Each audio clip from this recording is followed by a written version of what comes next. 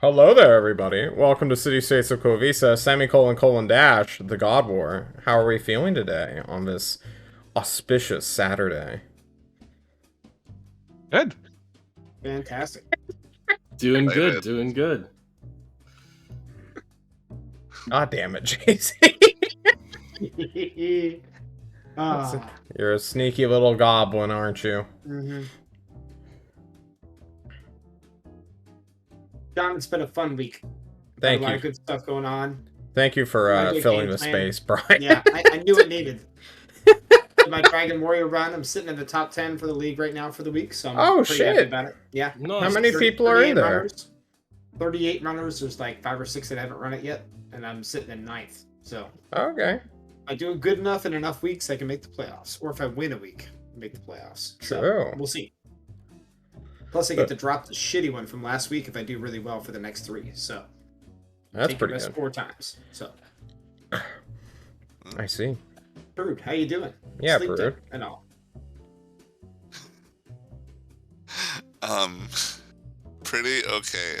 This was like my last week of finals. I still have a bunch of assignments due next week, but no more exams, so I'm really excited. And I'll have less time to work on them, but that's okay. I'm Good. happy. I'm really glad to be playing D&D.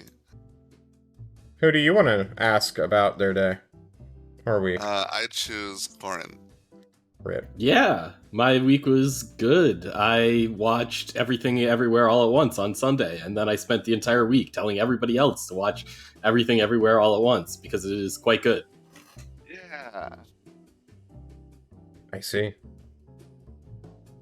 JC. You're I the odd had a man decent out. week. Week 2 of internship and been fired yet, so it's going well. Yeah? Always a plus. That sounds pretty good. I wish I could say the same No, okay. Let's not do tangential fake stories today. Guys, no one asked me, but I'm gonna assume you want to know how my week was. I was about to, but you interjected. Go ahead. You know, I was having a great week. My neighbor got a new puppy that I keep running into when I leave the house. It's a boxer, like the one I raised before I moved out, really. So that's been fun. Trying to dodge a puppy that just is at that age where it doesn't understand strangers could be dangers. What That's else the best happened? age. Yeah. I guess we ran games, but last night we ended the Cavemen series. Did they die? No, but I'm having to do stuff on Fridays going forward. So it had to end prematurely. But it ended So at no- a good pace or spot. No Bronze Age caveman. No Iron Age. In the future. Great. In the future. But for now, we're gonna clear the Friday night schedule. Keep our brilliant boys, Mr. Underground, Lexicon, also known as Alex, Charlie, also known as Soul Crusher, and who could forget the illustrious Millmans. Just on tap, in the background, waiting for one of you fuckers to drop so I can bring them in. Not in yet. I can leave if you want. Other than that, I've been getting reacquainted with my good friend, humanity's friend, Alcohol. So that's been fun. Mhm.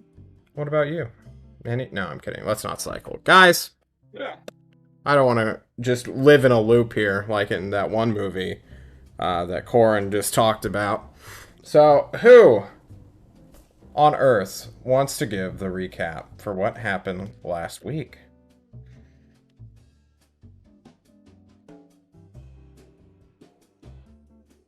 I can? Go for it! So Like- last week we covered like 2.5 months or something of time. So we kind of glazed over a lot of things that probably happened during those times. But I can give you some of the highlights. Anshua built a statue to Lava Man, which has the mighty power to start fires. On he was- children. Possibly. Hasn't been tested. Probably. He then was flown off to Nevelator's arsenal, where he slaved day and night to learn the art of mithril shaping, and was thrown through one of the few teleportation circles in the world, back to Tolst, or Adjacent. close to it at least. Sever dug so many tunnels in the earth that apparently that's his thing now, and he now can dig like almost a foot per second. It's kind of crazy. Fen met Just Meza, and then they realized that he doesn't have Thursdays free, so he can't go and do the thing that he was destined to do. Teratai learned about cars and True Milk, and had a vision of Tarkina addressing those connected to the Blazing Star, and she seemed to want to get commitments from her troops, a nice parallel with what Tyrant was doing at the same time. And she confirmed that they let the Foul Ones free as their vanguard, and then Teratai sort of dipped out of that and was like, I'm not willing to commit. So Thatch commissioned some potions to share between the teams from the Greater Chemical, and spent his winter hanging out with Saf in his conservation area. The Tyrant then declared war on the Isles of Flavor, and then there was some boring background stuff from John that no one cares about, like an assassination attempt or something, you know? Mm-hmm. Well, we're gonna jump our calendar forward by a couple days, guys. Specifically so that we can get to someone who we couldn't get to last week. Woo! For those of you who aren't aware, on the 4th, you got your deployment orders.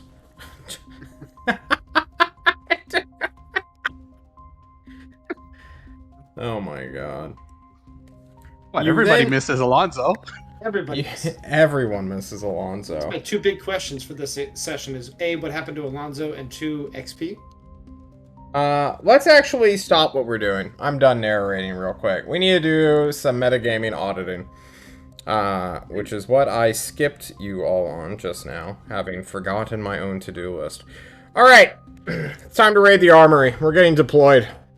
Temer and Fen are not here. I mean, Antoine and Fen are not here. So, we're going to need some people who will speak for them. But basically, what we have done is go through the entire armory list, pick the shit we want, and everyone kind of can get a item for free, but only one. Or, you know, John will have some exceptions there. You guys are probably the most kitted out of all the groups. And it looks like the other teams have already sort of done some stuff.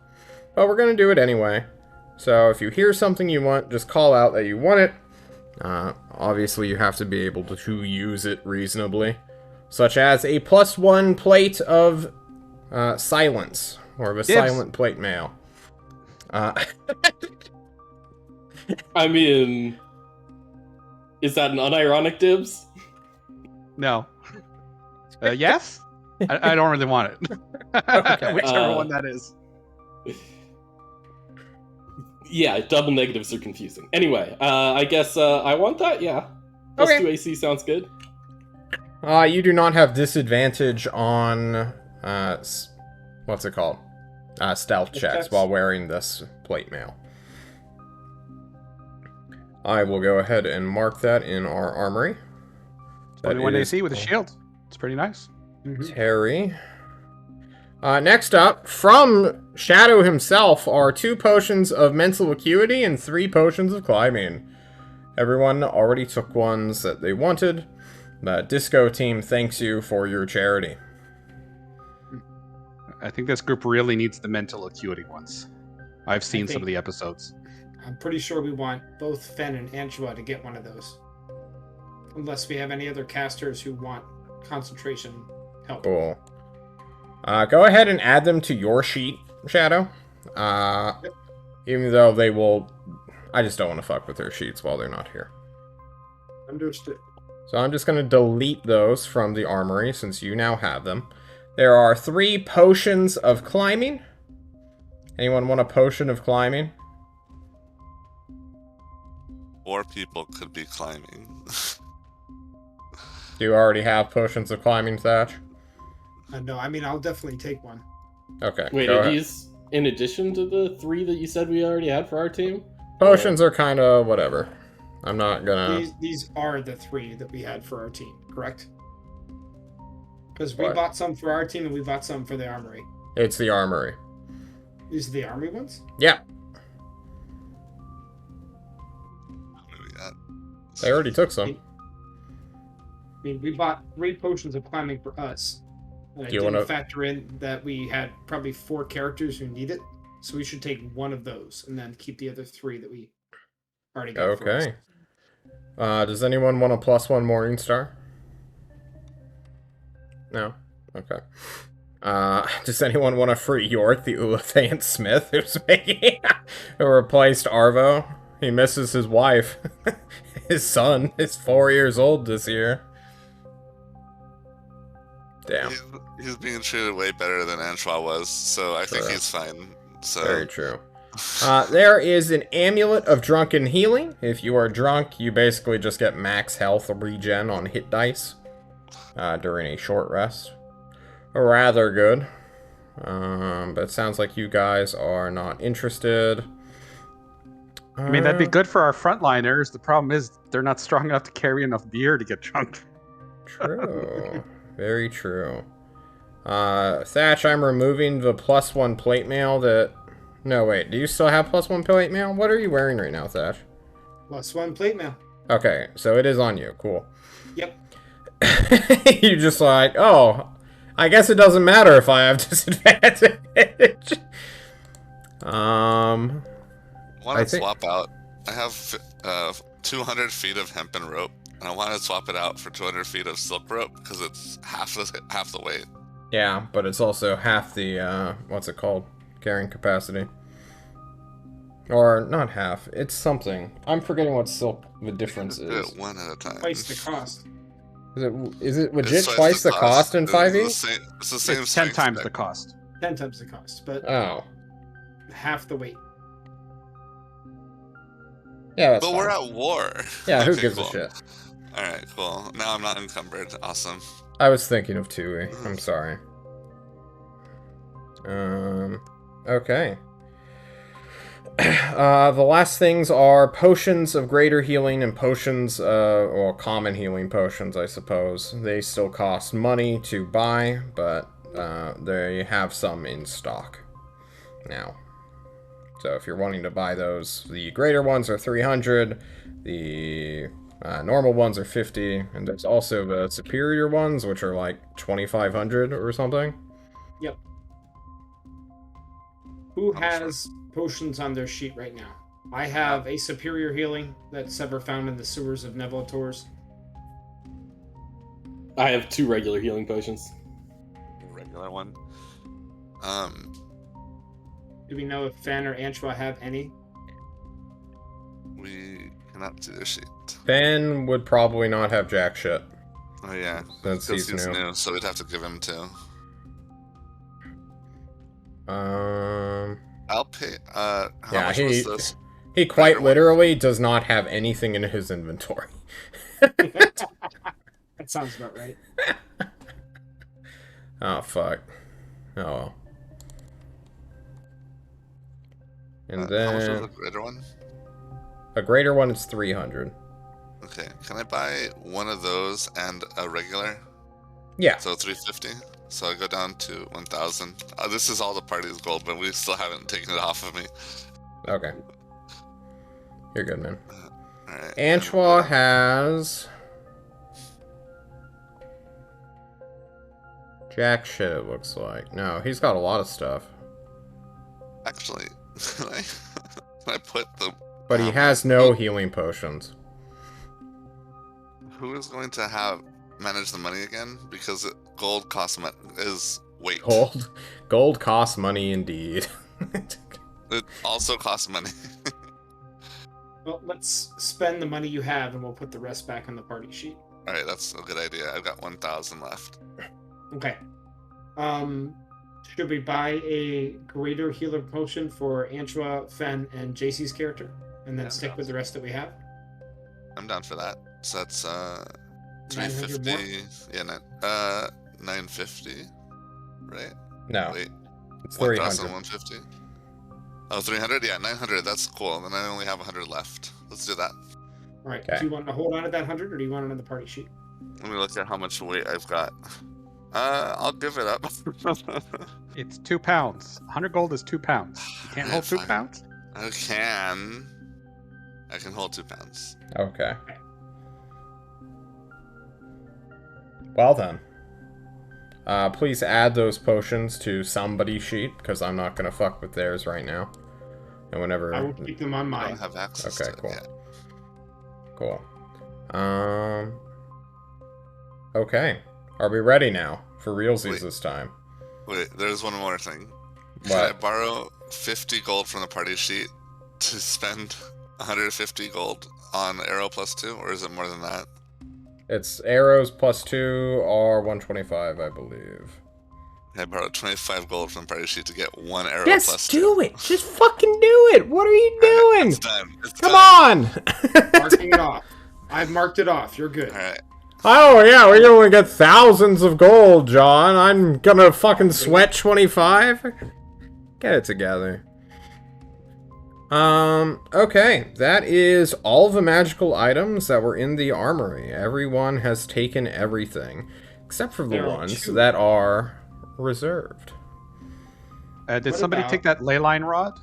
Yeah. I know Fen wanted it. Oh, I actually don't have that on the armory. I assume someone should had have- grabbed it. We should have that, and then also the medic pouch has not been mentioned this week.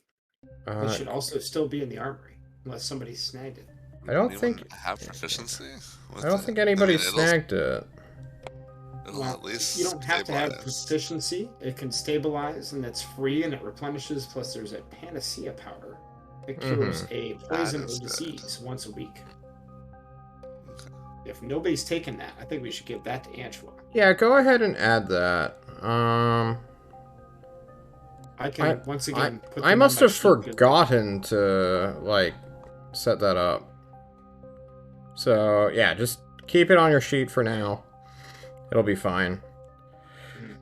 I need to There go was also digging that for it. belt of fire giant strength. I think No, we should take that. there was not. I do appreciate you trying to gaslight me, though. That is something I do appreciate. Okay. What I'm here for. Well then. On the 5th, you get all your shit together. On the 6th, the invasion of the Isles of Flavor begins. But you are heading all the way to Thorazor. And you will make it there at the end of the day of the 5th. The sun will be setting as you guys are riding on a... not frigate, not a destroyer, but a squad-sized vessel. This thing is called the Squad Squawker. It was introduced, a prototype of it anyway, was introduced to Thorazor, or they manufactured it and gave it to Tolst, who really knows. But your squad has been loaded up from the Tyrant's Pillar of Authority and sent slowly over the countryside.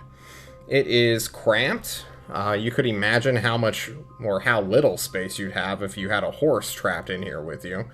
But luckily, you all can sit down. That extra floor space is currently being used to take with, what was it, a trash can with wheels? Your Oscar the Somebody Grouch forgot Mark about- 1, yeah. Somebody forgot to use their downtime to create that armor of aluminum that they wanted. Someone had to go digging, okay? Just get off his back. So all the extra floor space is being taken up by an aluminum trash can with wheels, which Most of you are having to, like, rest your legs on for most of the flight. Your overhead compartment is filled with all the shit that you have, your bags, your dibs, your special backpacks.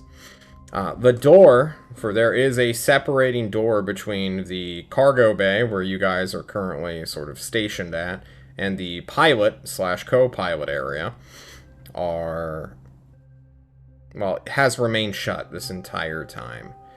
This airship, although small, is winged and has a very small dirigible balloon that is protected, quote unquote, by heavy hide. So it is quite vulnerable to missile fire from the top half, but it is an armored carriage underneath where you are in. You have been told that this will be your main and fastest way of transportation, and the pilot inside will be the one to ferry you across the different fronts of Thorazor.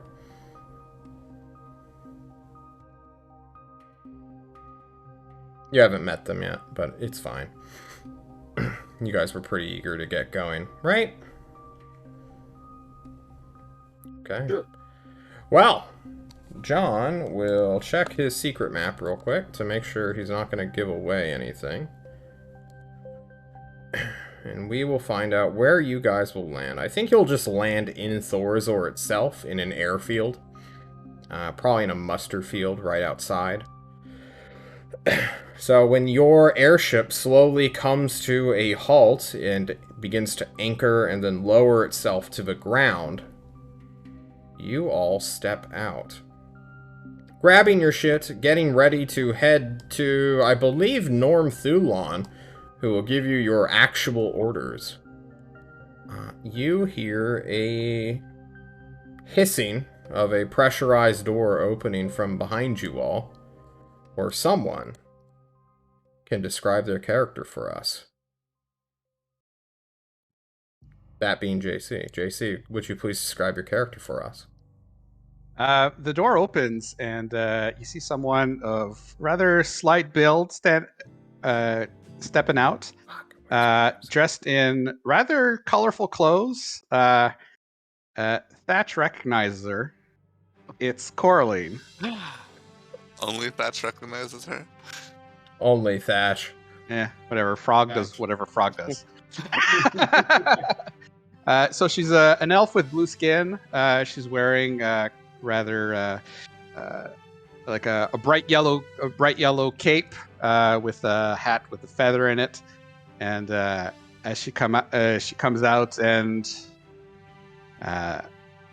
kind of nods towards you, Thatch, and goes, "This is your captain speaking. Congratulations for your maiden voyage. Has been a success." Holy shit, they let you out! Never puts his back to the wall. Of course they let me out. It was a hospital, not a prison. So good to see you. It's nice to see you too. Mm. You and Anchois, and who are these two barnacles? And she kind of points to Fen and Terry. Oh, this is Fen. He is our new interpreter slash contact slash delegate. And this is Terry. He's pretty cool. Terry. Where's Paradigm? Yeah. He didn't tell you? We lost Paradigm. Dragon. Oh. Still She looks at the trash can. Was it his fault? This time it was more his own fault. And the dragon. Where you get that dragon. Yes. Especially with your help.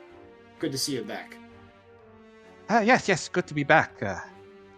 She kind of plays with. You notice she's wearing a bright red scarf around her neck, which she didn't used to, and she kind of plays around with it. And you see little traces of looks like a burn mark on either side of her neck. So what's the plan here? I fly you here. We land safely. No crashing, no yelling.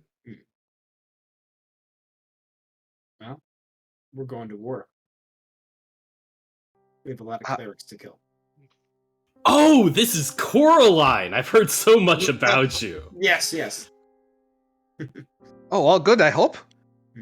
Yes, they talked about how amazing you were and how good of a pilot. Yes, absolutely. When a pilot is not let down by his maintenance crew, they can go very far on the most rickety of wings. I heard you made an epic attempt to keep the ship afloat despite all the hardship. Oh, my friend, I could tell you the blood, sweat, and tears I put into every vessel under my control, but alas, you cannot, just like the horse, you cannot save them all. Ever during this But time, what are you doing? Sever is very like cautiously coming out of the Oscar the Grouch, waiting for her to address him. And when she does it, says, "Hello, Coraline. How are you?" Frog, Coraline, glad to see you got better. glad to see you didn't get other people locked up.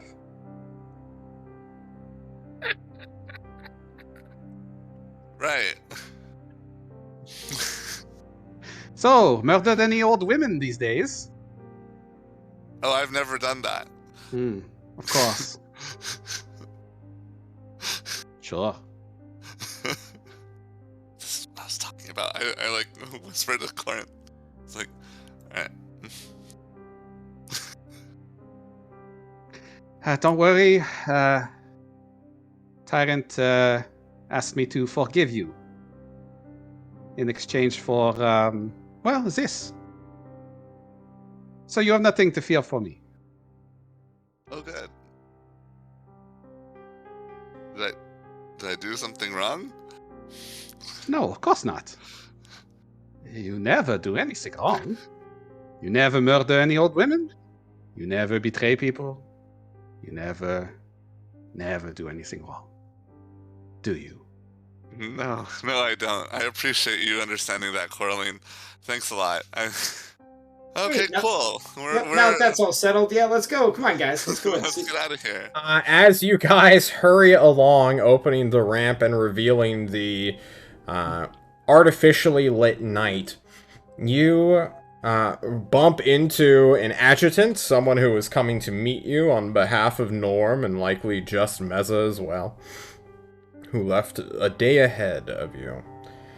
Oh, yeah. Quickly, this person will describe to you your orders and where you're going to get a better understanding of the situation and where you are more needed on this very complicated front. But as you 5 step out, Coraline putting away the keys to her airship somewhere safe, her safety helmet under her arm as she fixes her tricorn feathered hat. We're going to focus on Coraline, whose eyes narrow at the back of Sever, who's the last to unload his cart, and do a little flashback. Coraline, you had around 6 months of downtime in comparison to everybody else. I don't know how much of this you wish to spend. We talked kind of briefly over chat, but I don't think that does the audience justice of what Coraline has been getting up to while you, JC, have been busy in real life. If I remember right, it was about the first month or so that Coraline spent in the hospital. Yeah. To get her, 'cause she was very badly burned, and she was kind of lucky that the only permanent effects was some scarring around her neck and on one of her hands. After that, knowing that she was told that she would no longer be part of the political team, so she kind of drifted around for a bit until she decided to keep buddying up to her old pal Schmitty to try to get some flying lessons, or at least learn how to, maintain a ship to try to get onto one. Yeah. And at the same time, she was keeping an eye out for Irithil to figure out what was going on with her. 'Cause she was in that room when she woke up. Like, Irithil and her Ulathians were in the room, kind of staring down Ozark in that very last scene when she was in the hospital bed. Yeah. And she didn't quite understand why, because last time she was with the Ulathians was when they were dragging her in a prison cell back to Tolst. Well then, we are going to have a special character flashback with you. Everyone kind of got their one interaction with an NPC, so we're going to give that to you now. This is sometime in early October, where... Fuck. I can't remember I comically threw my, my previous calendar somewhere in my room, and I can't see it immediately. But this is a little while after you have fully recovered. So you're back to your old blue-skin self, aside from the scarring around your neck and your wrist that you were pulled into a fire in some sort of strange nightmare. When Arvo, the ancient himself, the king of the Ulathians, is wheeled into your room, unannounced. The door just sort of flings open as you're... I don't know what you would be studying. I guess a manual of how to actually fly a fucking airship instead of just getting behind the controls. She probably took one of the maintenance manuals from Schmitty and it doesn't really understand much of it. Yeah. When... I'll never need this again. Fuck you, Nick. You are undoubtedly startled when suddenly this 500-year-plus man of muscle, mostly skin falling off the bone, just is wheeled on a life-supporting, supposedly, chair. His Ulathian manservant, York, wheeling him in, Irithil nowhere present, his bodyguards for sure being present, but you can't kill a man who's canonically dead, after all. Who invites himself into your room and speaks to you about the subject that you were just thinking about. Why was Irithil and the Ulathians, elves, protecting you from this fire thing? What was it, a burning hearth? That doesn't seem very elf-like. And the character I met seemed more like a dwarf. Exactly. Arvo will speak up. Coraline. Have we met before? Yes. You were here last time when I had to roll the dice to see what your reaction was to my little escapade. I don't remember this. Yeah, he was in the room during that confrontation between Ozark and the Ulathians. He was the one that was talking to her about what she saw in the nightmare. I see. John's memory is slowly coming back. It's been quite a little while.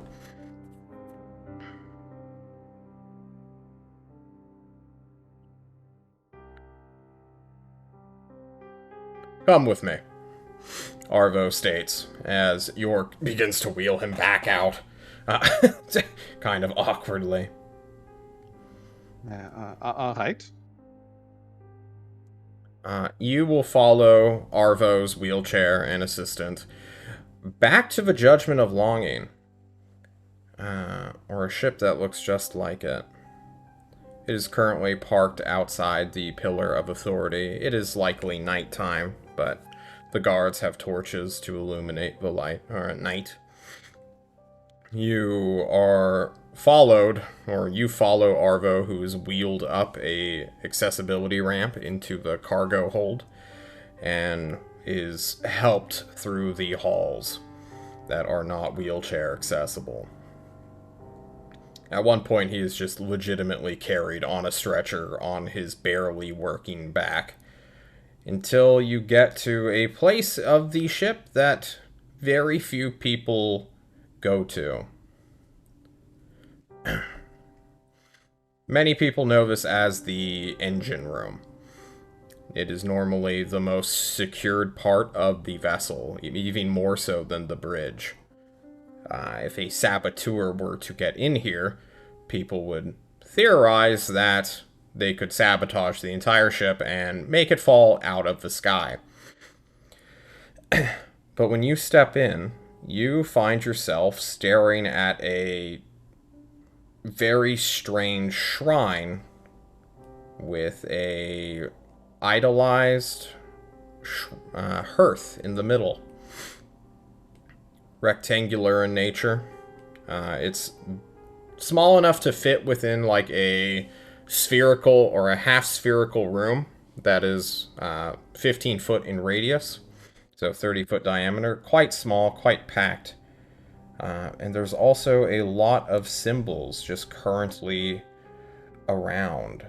I could go into detail about them, but they're all arcane and Orlean's not really educated in that stuff. Yeah. When However, she sees the hearth, yeah. She kind of hesitates for a bit. Why are you bringing me to this? It looks a lot like the one in the dream. It is indeed the one in your dream. From what I could remember of it when I went there myself. The halls of darkness. The library of endlessness. The tables that were for creatures much smaller than us, who were in strangely large size.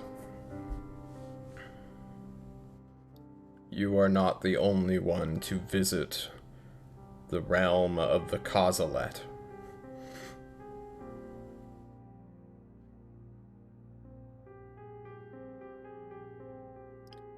What is this Kazalet? The dwarf that I saw?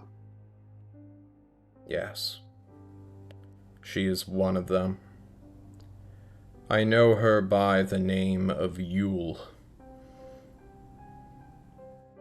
She is the Hearth Mother, the Mother of Flame, and it is she who powers my ship.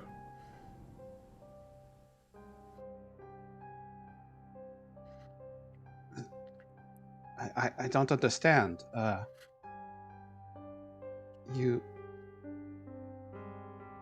really don't understand. She seemed upset with me, and yet the Ulatheans were almost protecting me from Ozark.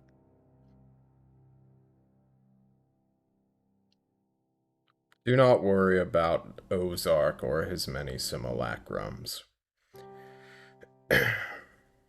The Ulatheans, my people, are not as united as one might think.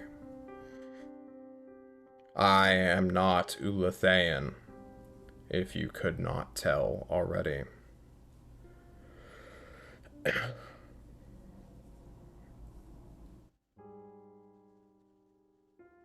I could not. Indeed. He tries to move his hands. His rotted fingers, his muscles having atrophied over centuries. This living carcass, stares at you. Accursed. My time is nearly over on this world.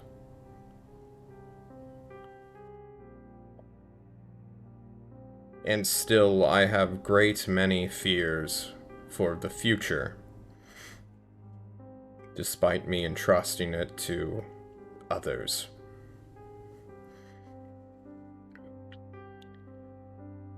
Coraline,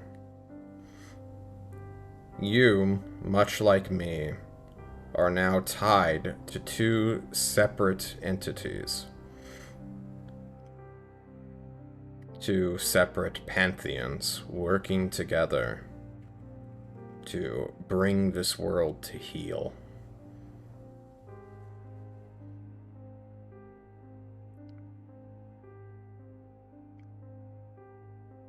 The blue ones. Yes, the Ulathayans, the very first. But now you have been branded by Yule herself in a show of unwanted kindness. I could have done without the burning.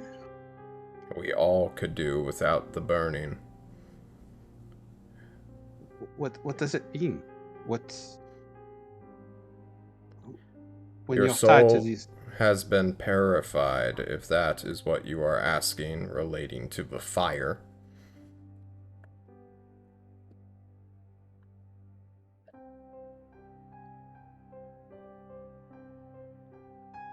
However, I'm just gonna talk whenever you do, because Arvo's old.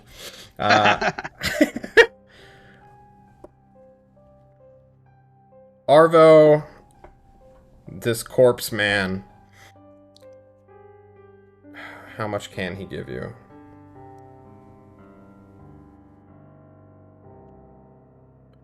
We are all slaves to something, Coraline, including the gods. No one in this world is free of everything. It is my belief that when you know what you are chained to, you will have a goal to strive for.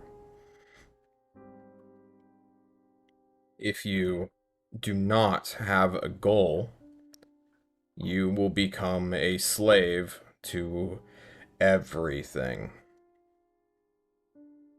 A beast chained to something they cannot comprehend.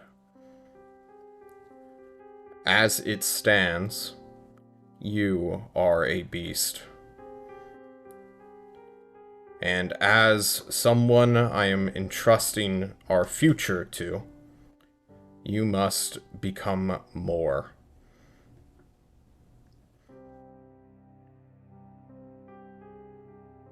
You are not of my people, but your ancestors' gods are returning to enslave you nonetheless, if they have not already done so through their tethers and their shape-shifting abilities.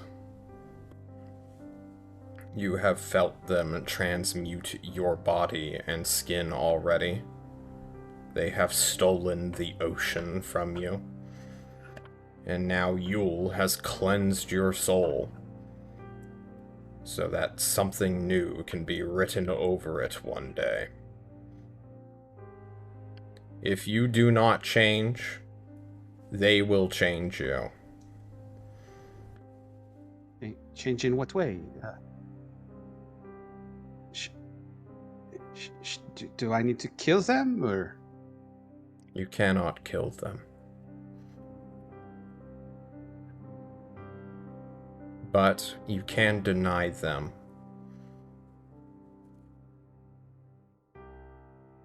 Was that already happened with the blue ones? They said, we don't need you anymore, go back, and then there was sharp pain in my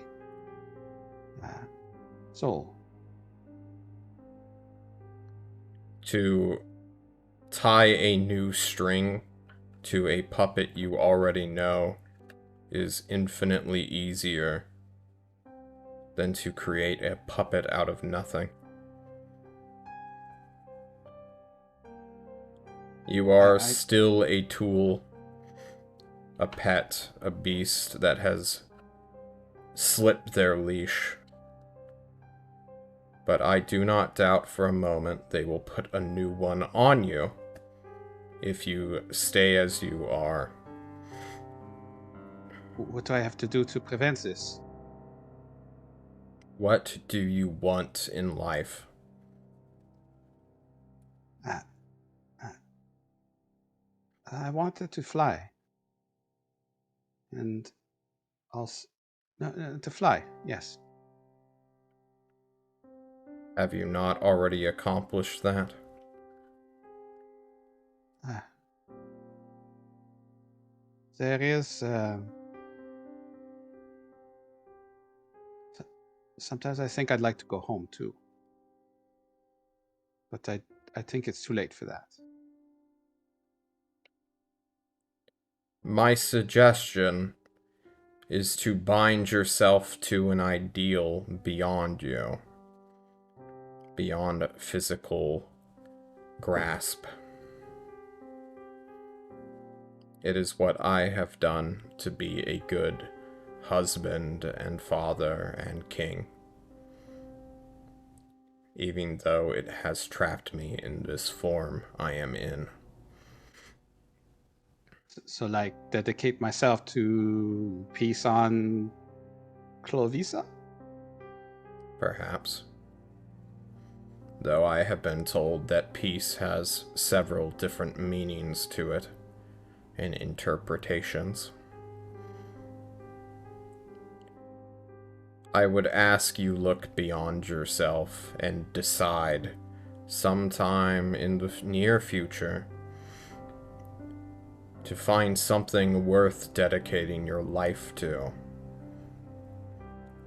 For once you set yourself on a path, if there are things to the side of it beckoning you off of it, you at least know what you will be giving up should you succumb to temptation.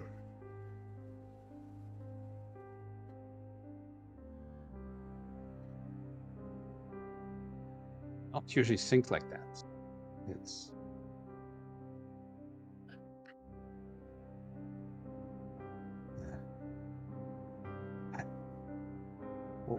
why do you dedicate yourself to others when they don't care about you?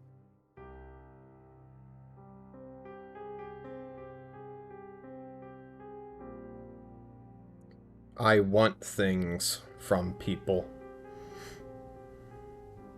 That I can understand. Yes. But you cannot take everything that you want.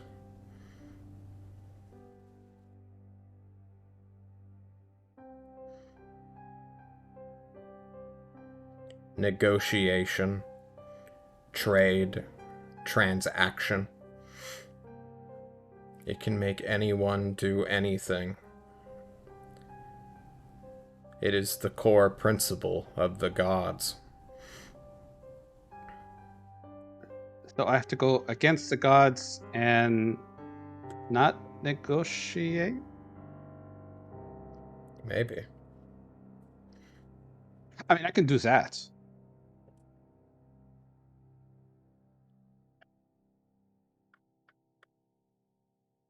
I don't understand why you brought me here.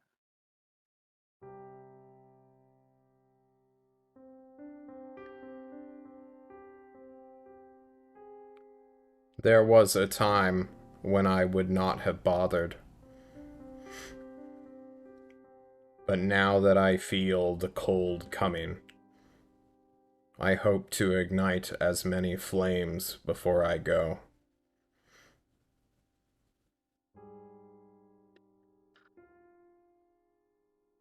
For the betterment of Ulatheans. For the Against, betterment of the world.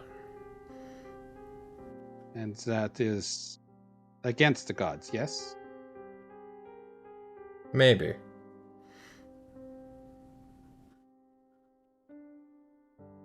I am too long-lived to say what is good or bad anymore. Whether the divines truly care for us or not, though, is meaningless. They have abandoned us. They entrusted the future to us.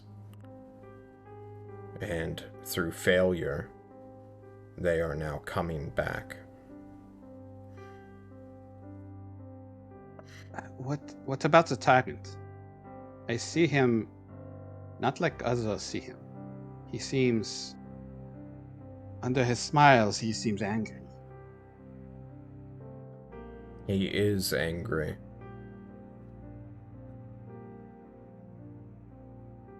But he seems angry when he's talking about things that should not make him so.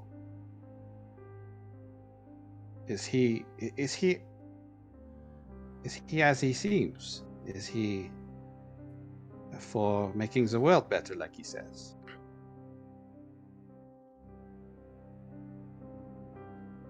I believe so.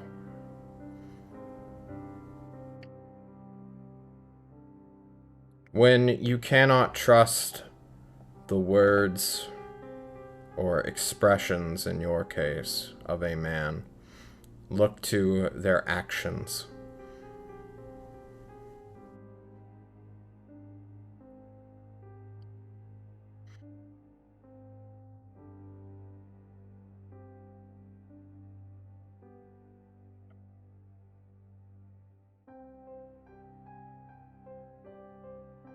You've given me a lot to think about.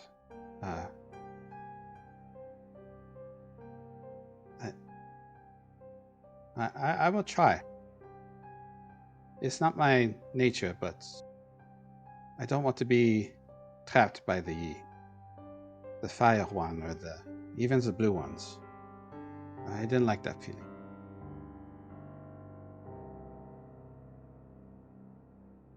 Then go. Think hard, even if it takes you the rest of your life to come to an answer. In the meantime, could you put in a good word with Irethil so I could maybe learn to fly this ship? No. Oh. Get out. He tells you. That was a good sentence to end it on. Just fucking leave.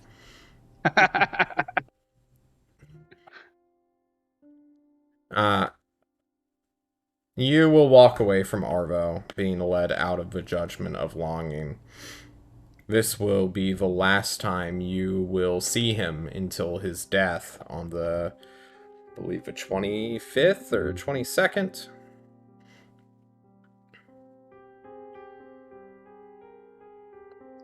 I don't know if you will go to his state funeral, where his people will bury him. Or she'll go. Cremate him, really.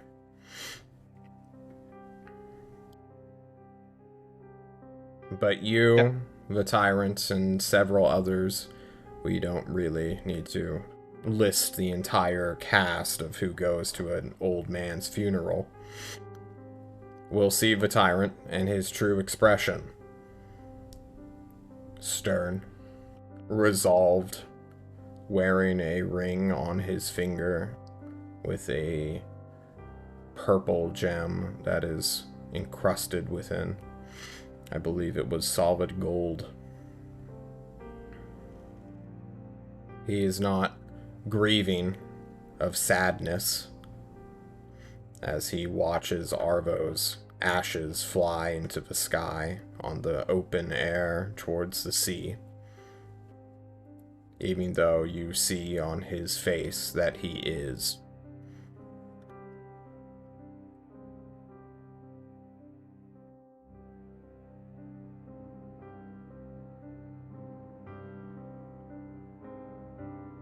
That he is.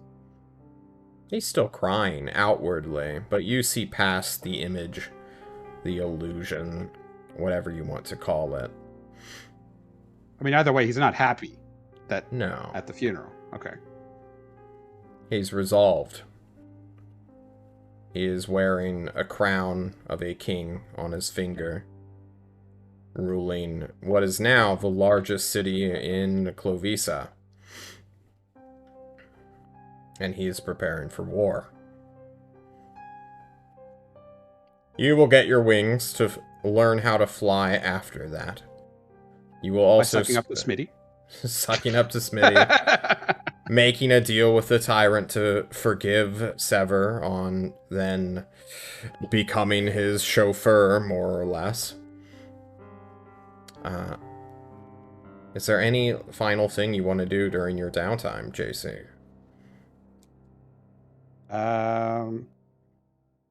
No, I think that covers pretty much everything. The only other thing is she might have kept an ear out for the happenings of the war with the Isles of Flavor, but I think the war just started.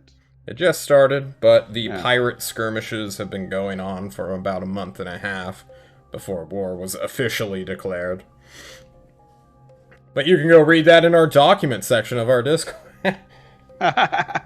Yeah, she's just keeping an ear on it because she knows she comes from somewhere around there, Yeah. and she's kind of hoping to head back. But for the wings, she'll follow along with the tyrant. Okay. Well, not only are you a certified pilot now, with several hundred hours of flying, you may add to your character sheet proficiency in aerial vehicles. This will work for any singular one pilot vessels. So if you can steer a vessel with one person, then that is what it needs. Obviously, if you're in a multi-crewed ship, like a warship, that needs several dozen people to man it, probably won't get that proficiency bonus for the entirety of it, but for steering, for sure. Congratulations, Warrant Officer Coraline. Alright. You are back on the task force. You're the only one in the task force with an actual military rank, too. Congratulations. Does that come with a pay raise? Do you want a pay raise? It's $12. It doesn't really matter. Yeah. 65 $12 a month. That's a shitty raise. And I suppose we will cut back to the team, where it is now morning in the city of Thorazor itself, this walled settlement that is more or less going into mass conscription mode. Damn near everyone is getting ready to throw down with the endless amount of boars that are invading it. The size of the militia has swelled. The actual standing army has called up all of its reserves, even though they are still technically in reserve. But everyone's getting ready for spring and this war to truly kick off. You all walk through this busy industrial town that 10% of its total population has now been mobilized. Crossing into the keep itself, where the architect and the main government is, you all will come into or be led into a room where you will meet Norm Thulon. Some of you for the very first time, others you would have seen in passing. Sever, I believe, has actually known him from his time in Destry, where he acted as a lieutenant of sorts. He more or less ran a mechanized infantry brigade. You saw him in passing like twice, Sever. It's fine. Let me go ahead and pull up my year 2 stuff. Get my, not Ugarest. Where's my Thorazor stuff? Alrighty, I have all of my characters here. There is a large war council growing here on the 6th of January, also known as Winter's Warmth, where, unlike in the real world, when January and February are still cold, it is now going to slowly begin to ramp up in temperature. F. Thorazor. Okay. Here you will find several people. Architect Mary Kelron being the main leader. She is in charge of all city planning, infrastructure, civil policies, stuff like that. So she is the one that is going to be keeping your war machine running, but not leading it. Her sub-chief is named Gilderax, who is going to be her main attendant that you will likely be interacting with the most. Next up is the Fleet Admiral. Her name is Alphen Belthy. Kind of a hard thing. You could call her Belt if you want.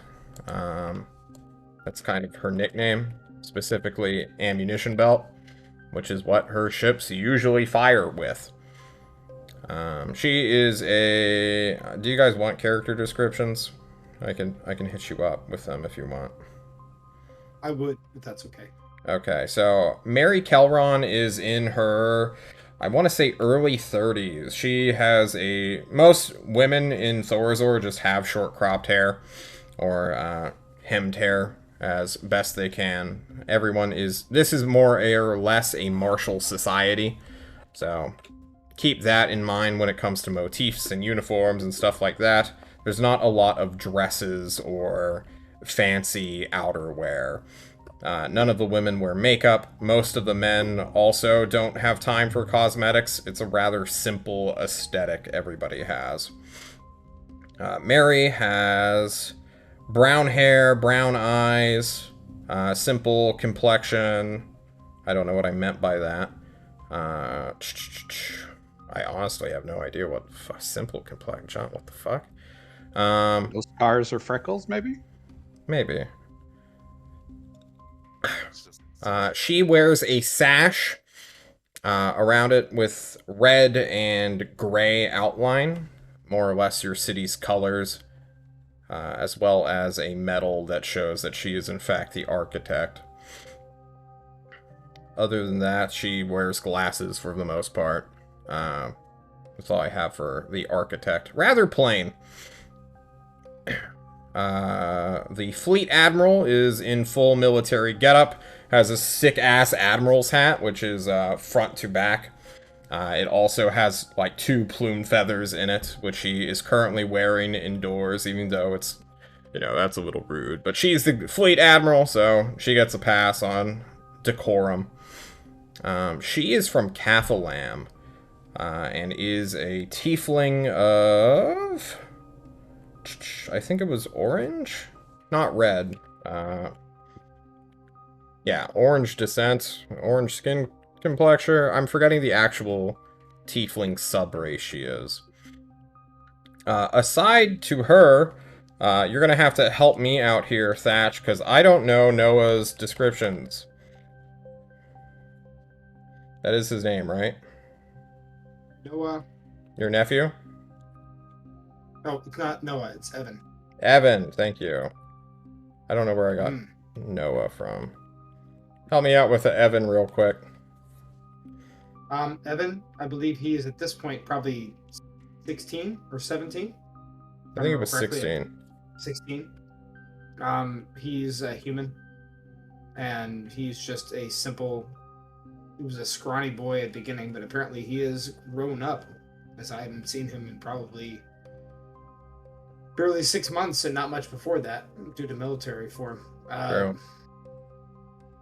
Yeah, I don't have a whole lot of background on any of my family. Okay. Not That's much fine. left. Evan is beside the Fleet Admiral Alphen Belt. She is... Or not she.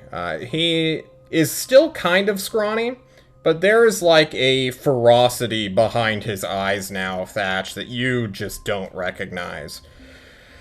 You remember him to being a somewhat mild-tempered child who kind of suppressed his emotions, as is common for most men in Thorazor. But now it looks like he is like a hair's breadth away from just enraging and ripping a table in half. He looks rather angry. Just barely keeping that shit in check. And he stands, like, behind and to the right of the Fleet Admiral. As her adjutant now. Next up is the Lord of War, Darius Mithel. He is a man in his late 50s now, who looks rather tired. He has a military uniform on that is, like, gray and green. That has just, like, been opened up, loose-collared, as if he's, like, too hot in the room. Rather, he's not overweight, but he's definitely out of shape. He hasn't been keeping up with his cardio at all. And he just kind of looks exhausted. He's the only one sitting down for this meeting, just like listening to everybody whine and talk.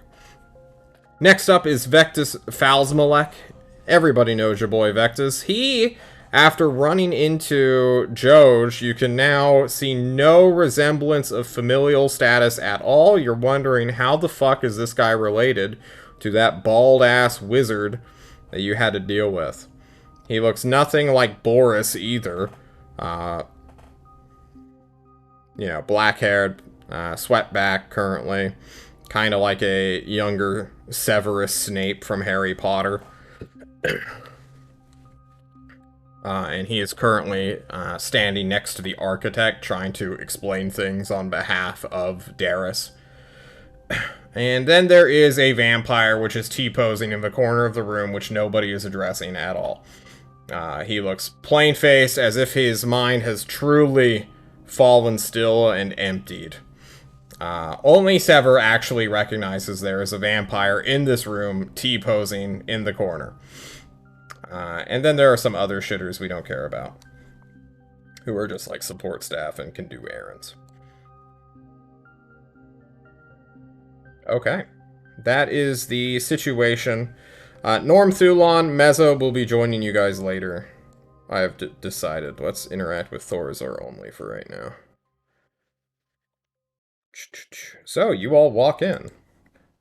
Sever, your head immediately starts to tilt towards the vampire in the room, as everybody else can speak up or do their thing.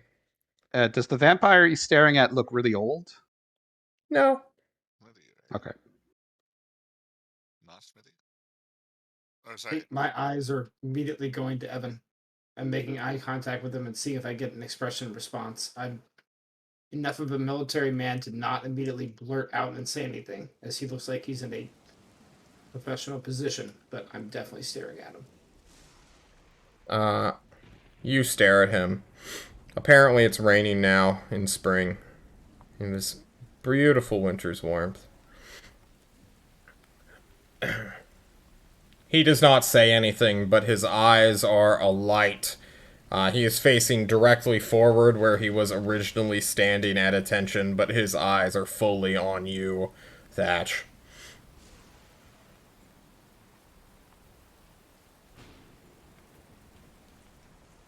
I will continue to stare at him and say nothing at this point. Because Okay. this is about to become a formal meeting. I'll maybe try to find him after. True. Speaking of, who is going to be helming the discussion for your party? Is it going to be Terry? Is Terry your now most trusted spokesperson?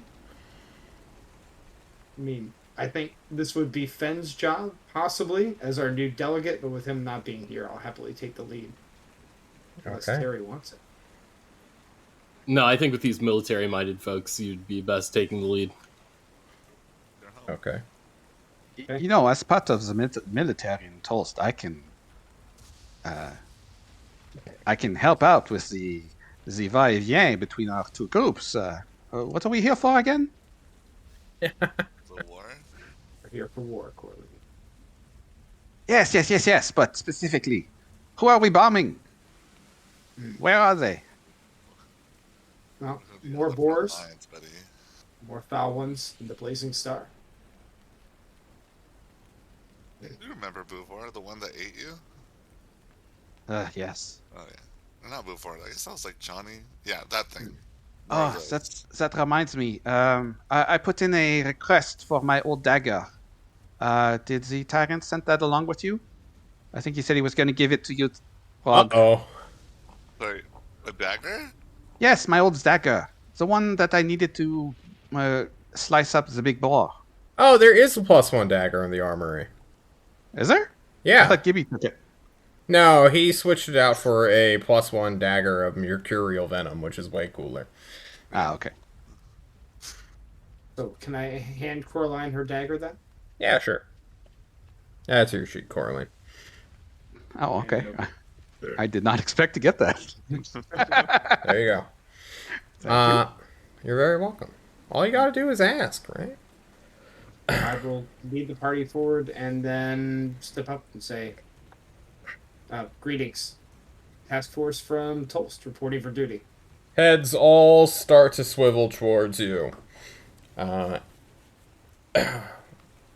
As Darius is about to say something stupid, probably insulting your boy, what's his face, Falsmalek, Vectus, quickly jumps up and is like, "Thank God you fucks are here. Oh, we've been waiting for Norm to finally show up, but it seems like he's having some logistical issues now that he's here," he says, staring hard at the Admiral, who just, like, gives a shrug. Like, not my problem. His city's bigger than ours now. Vectus ignores her entirely and addresses you all. We have a situation. Well, several situations going on at once. I am pleased to let you in on our plans, he says, gesturing to the table that this meeting is taking place around. Boom. Welcome to the map, gentlemen. You will see a lot of things, but go ahead and take your time and familiarize yourself with this battle map as long as you need, as we sort of go ahead and start the show. And by show, I mean the recap of what has been happening over winter for Thorazor. Is it safe to say the fungus don't cross mountains, or that's definitely not true? We will discuss that here in a second. I'm wondering if we should go take a break, and I just let you look at this map. Why don't we take a quick break, look at this map for a little while, intuit what you can, and when we come back, we'll go over the entire thing, which will more or less be your battlefield for the next several sessions, your undetermined future. Okay, we'll be right back, everybody.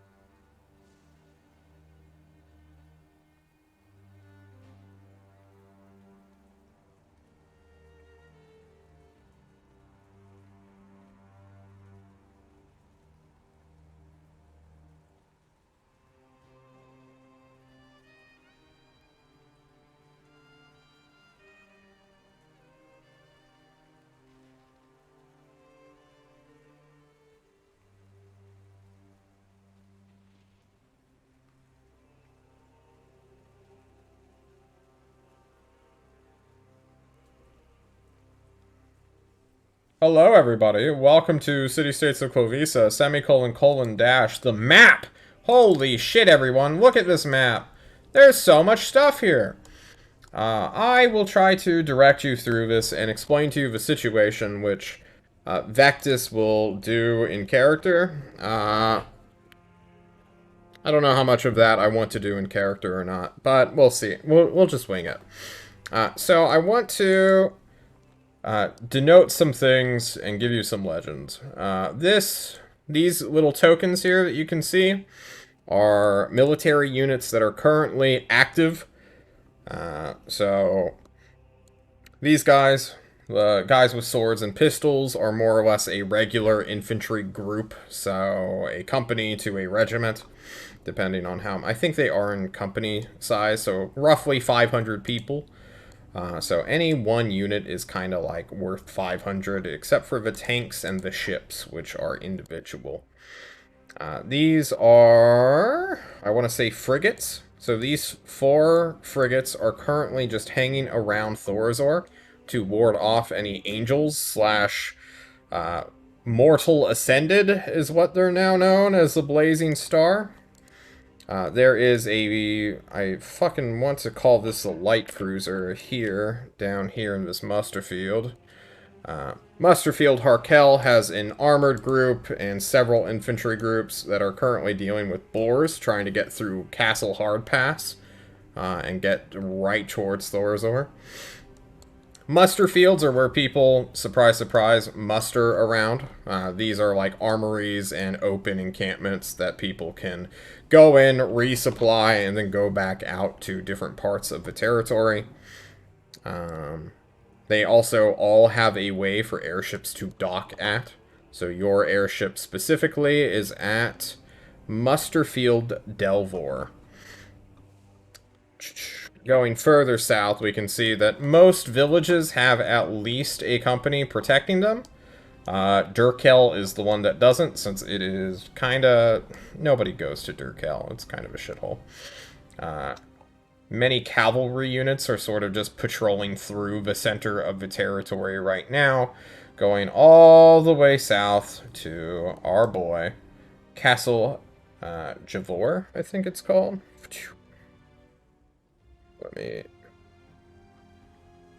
Javotor. Okay, excuse me.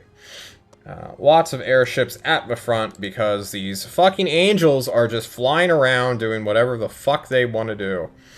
And it's really hard to stop them. Why are you drawing Angels, Squidward? as in multiple?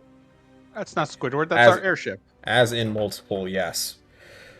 They have 2 wings. One is led by Fresnoth. Yes, that Fresnoth, Sever. I thought she died. I thought she died too. There are 4 to 8 mortal ascended per each, so these are the winged humanoids that fly at fucking Mach speed.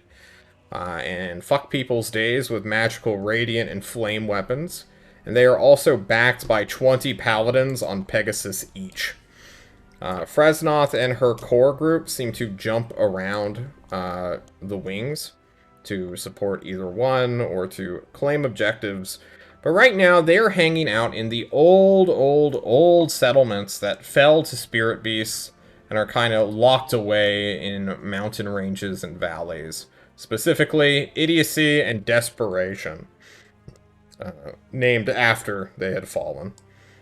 Kind of to solidify how fucked shit is. Right. So everything with a black text is a dead city, right? More or less. Or kind of like a neutral area. Gotcha. So like the Lonely Spike and Morefester, this massive fuck huge swamp. The twin mouth of the Jorgen River is... This just is a nightmare swamp that just runs for dozens of miles. This map is to scale for those of you who are wondering how big your territory is, Thatch. Yeah. So currently, and most recently, quite literally on the 1st of the new year, a bunch of fucking, what do you call them, leech monsters started to show up and hit on literally every village along the Jorgen River. So Updraft, Askelton, Bogwatch, and Curtle, or Curtail, have all been under siege. Curtail is the more important one since it guards your southwestern most entrance into Thorazor itself. Oh god, what got in my eye? Oh, towel, come here. Was that a giant wasp? Yeah. You know me. Excuse me. You will survive. I Pat will. pat. I will cry, though.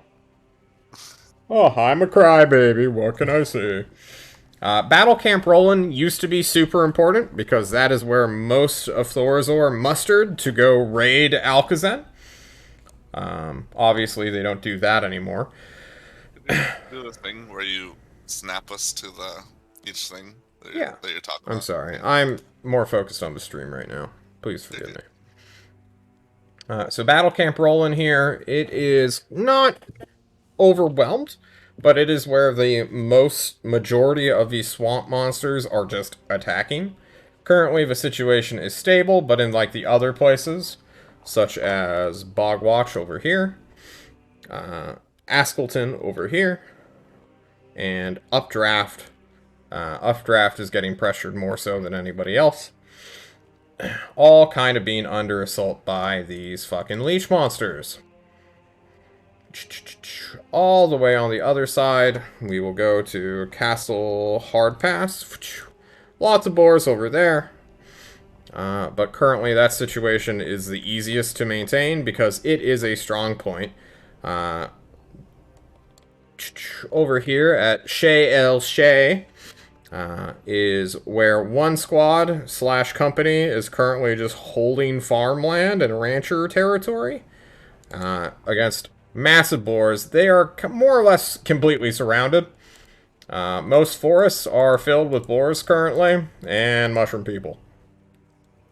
So they are currently encircled and kind of stuck where they are.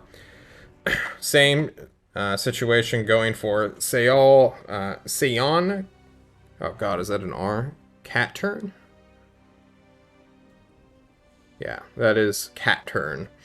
However, they're just kind of chilling, more or less tying down excess boars away from Castle Lorstor. Who doesn't like Lorstor? Over here. Lorstor is where I believe Thorazor's main battleship currently is. No, it's where their carrier is. So most of the interceptors are around here to engage with Flying Pegasi, Mortal Ascended, and Strafe Mushrooms. Just these big-ass mushroom flyers that sort of get launched from the other side of the river all the way towards where they are at. Specifically from here, down in this bottom right corner, where a bridge has been shoddily constructed. Past this guy and off the map entirely is more or less where Dissel would have been, or at least the border range of Dissel. But we're not going to worry too much about the Destry map as it is. Finally, Cowtown is actually probably the most steady position for being completely surrounded and cut off from the rest of the military. Since it's a plain, they just sort of shoot whatever they can see. The tall grass is a problem, but anything bigger than like a regular sized boar is pretty easy to spot. Yeah, that's kind of the current situation. Every single side of Thorazor is pressed in, and there are enemy elements everywhere.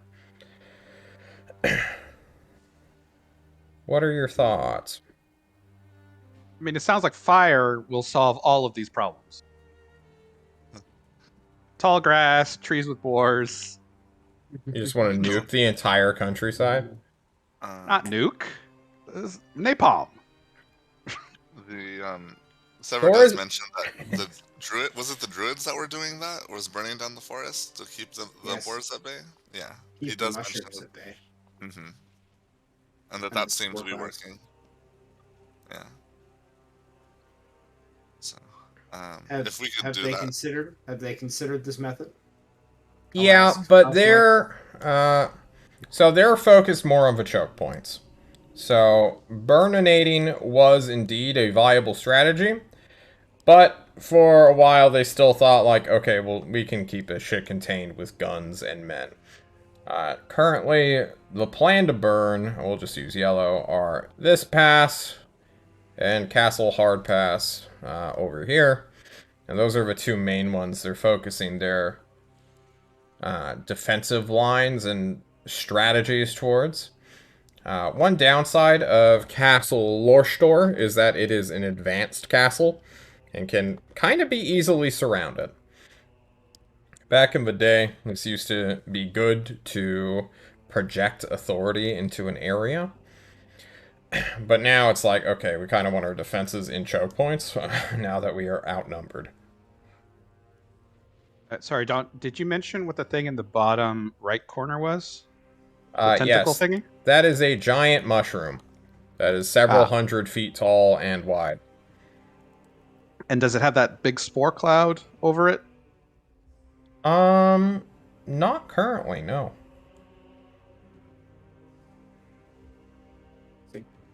You mentioned that there were multiple angels in theater. You mentioned 2 wings. Fresnot's wing, and then you never mentioned the second one. It's because they're both Fresnot's wing. Okay. She So goes each between one- the two. So each one has 4 to 8 angels and the 20 paladins? Yep. Okay. We should hit those first. I mean, unless Curtail is about to fall. Because that's the only thing right now that I can see where we can make a impact. If people are defending, they're gonna kill mushrooms no matter what, or leeches. But the angels are the only thing that they cannot replenish so easily. Or at least there's a human force behind it that could, in theory, lose morale. On the other hand, we may be best suited for dealing with other threats given sort of the nature of our armaments. I know Thatch and I would be more or less required to go to backup weapons to deal with these. Why? What's so special about these angels and paladins? The weapons, our primary weapons, are powered through sort of the same methodology that they are, and so it's been theorized that they will not work on them. They could also go past our defenses to attack places that are undefended. Maybe the muster fields. Valsmark will speak up as you focus on the Angel's vampire. The vampire that is T-posing in the corner of the room that is not addressed at all continues to stare blankly forward as you are talked down to / talked to. Valsmark will state, if it was as easy as catching them, they would not be a threat. They are much faster than any of our airships. They are also smaller too, that can just sort of go into trees and tree cover, disappear, fly low to the ground, and then reappear somewhere else. Fresnoth herself, we thought her dead from your reportings in Destry.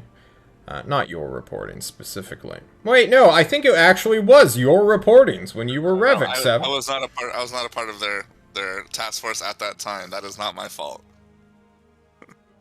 Oh, true. Yes, it was Kushim. I'm sorry.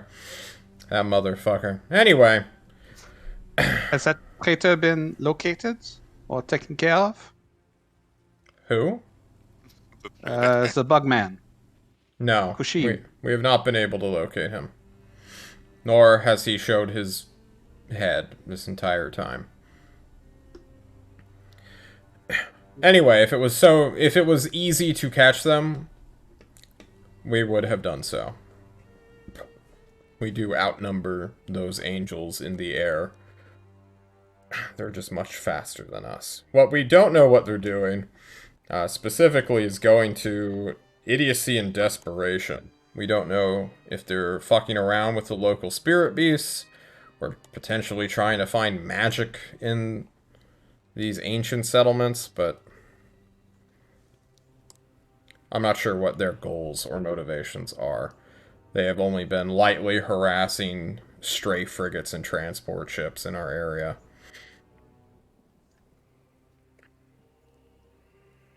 Yeah, I mean, what I see is, yeah, the angels and that are a big problem, but also the leeches sort of are bypassing the nice choke points you have set up by coming from the other side. Indeed. So I think that's the other thing that's real concerning, and I mean, is a potential place I feel like we could be helpful. I don't know if there's, I mean, if there's just tons and tons of leeches, I don't know how much a group of 6 people can do, but They must be coming from somewhere in Morfester. Or even further north, maybe. Have we determined any type of stronghold, either for the boars or the leeches? It seems obvious the mushrooms are centralized in one area, as well as the blazing star. The Blazing Star is located mostly in Destry. They have taken over the entire country and are solidifying their human troops, or humanoid troops. I think these fighter wings, if you will. I know this is a new term, a phrase, but bear with me. They're fighters with wings, so...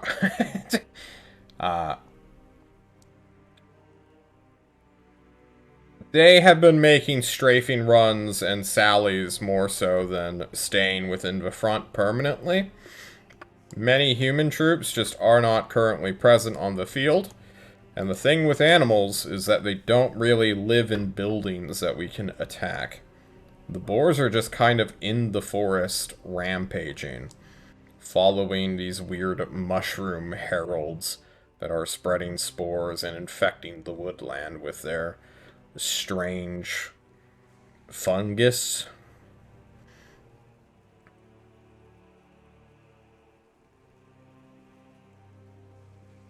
Nothing on the boards, you said? It's still information we don't have, but information we need to obtain. I meant the leeches. What do you I'm mean? sorry. The leeches? Nothing on the leeches, yeah. No, they showed up literally 6 days ago. We did not even know that they were a threat. That being said, there's a lot of things we don't know about Morfester.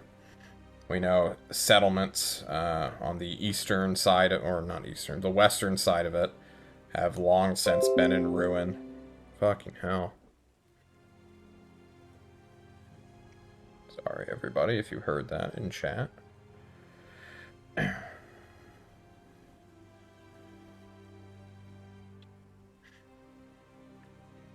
Situation is kind of... All of the western stuff has just happened, and is... We're still waiting to see just how many leeches are attacking us. guys, I found our new home on the map. It's called Remnant of Failure. Speak for yourself. You're part of the team now. I'm sorry. You just have to live with the name that we're given. You are the failure team. I am fair team adjacent. I'll pat Corleen on the shoulder and be like, I know how you feel, but it's been a thing while you've been gone. When we encountered the Blazing Star and the leeches together, there were also ratmen. Have we seen any ratmen in the theater? Not as far as we've known. No. Interesting. Do we have any way of tracking these leeches, either on the ground or in the air? Are they big enough that we could see them from the air? They go from hordes of small, almost rat-sized creatures to entities that are about as large as a brown bear. So, large-sized creatures at most is what they've seen. Any reports of trees covered in lots of tiny leeches? No, we haven't gone exploring.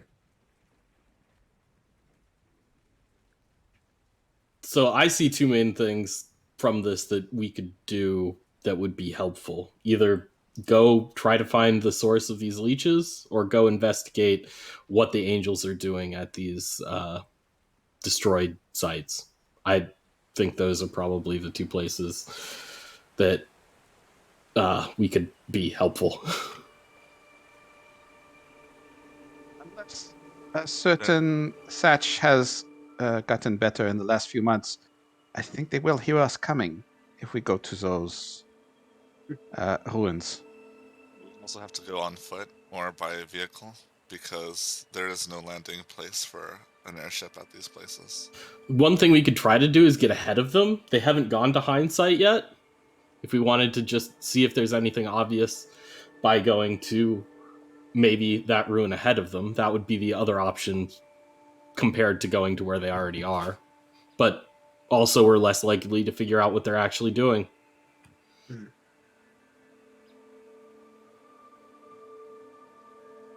These are good ideas. I like them, but I would still like to explore more on what we have going on here. What are Thorazor's strengths at this point in the theater? Where are they strong? Where are they lacking? The castles are their main points of, like, force. Mhm. Why am I getting updates? Okay, never mind. Let me look at my notes. So, their air fleet is currently unparalleled in the theater. Thorazor has air superiority. These angels cannot make a direct assault on any, like, one group, but they have been attacking frigates as well as transport ships, which are moving alone. So, Thorazor has a special kind of airship, which no other city currently has. It's called the Interceptor. It's a, not bi-wing. It's just a winged plane-like vehicle that two people can be, act as pilot and gunner for. These things are very fast, mobile, and can actually keep up with a Pegasus in full movement, rather than like combat speed, but like sheer just max speed. And the Interceptor carrier at Castle Lorstor, our boy Lorstor, is more or less keeping this pass just free from all aerial bullshit down here. The downside is they can't really just leave their main thorough lane now, so they're kind of just holding ground and stopping what is essentially like mushroom catapults out of the sky. Down here, I don't know if you... Let me drag you guys to it real quick. This thing, during the winter time, was more or less just getting a bunch of fungus and yeeting it across the river to places. And it seems to have quite the range, able to make it at least 45 miles. It's slow moving. The munition more or less sort of sails on the wind, which is why they think it has such great range rather than like a fast ballistic missile, but like a slow hot air balloon that just spreads spores in a trail. They're mostly spent dealing with that, and if an angel shows up or a bunch of paladins on Pegasus, they try to intercept them. So all the castles are still being held firmly, as well as Battle Camp Roland. It wasn't a castle. They were eventually going to make one in the near future. But right now, this situation down here on the bottom left corner is currently stable. Well, that's good, as long as it's currently stable. So it's safe to assume that any bombing ships that would try and hit that big mushroom would be attacked by the Fresnos wings? Yes. The mushroom is also defended by these weird flying entities that currently don't have a known name to them. But they're like mushroom spellcasters, more or less. Okay.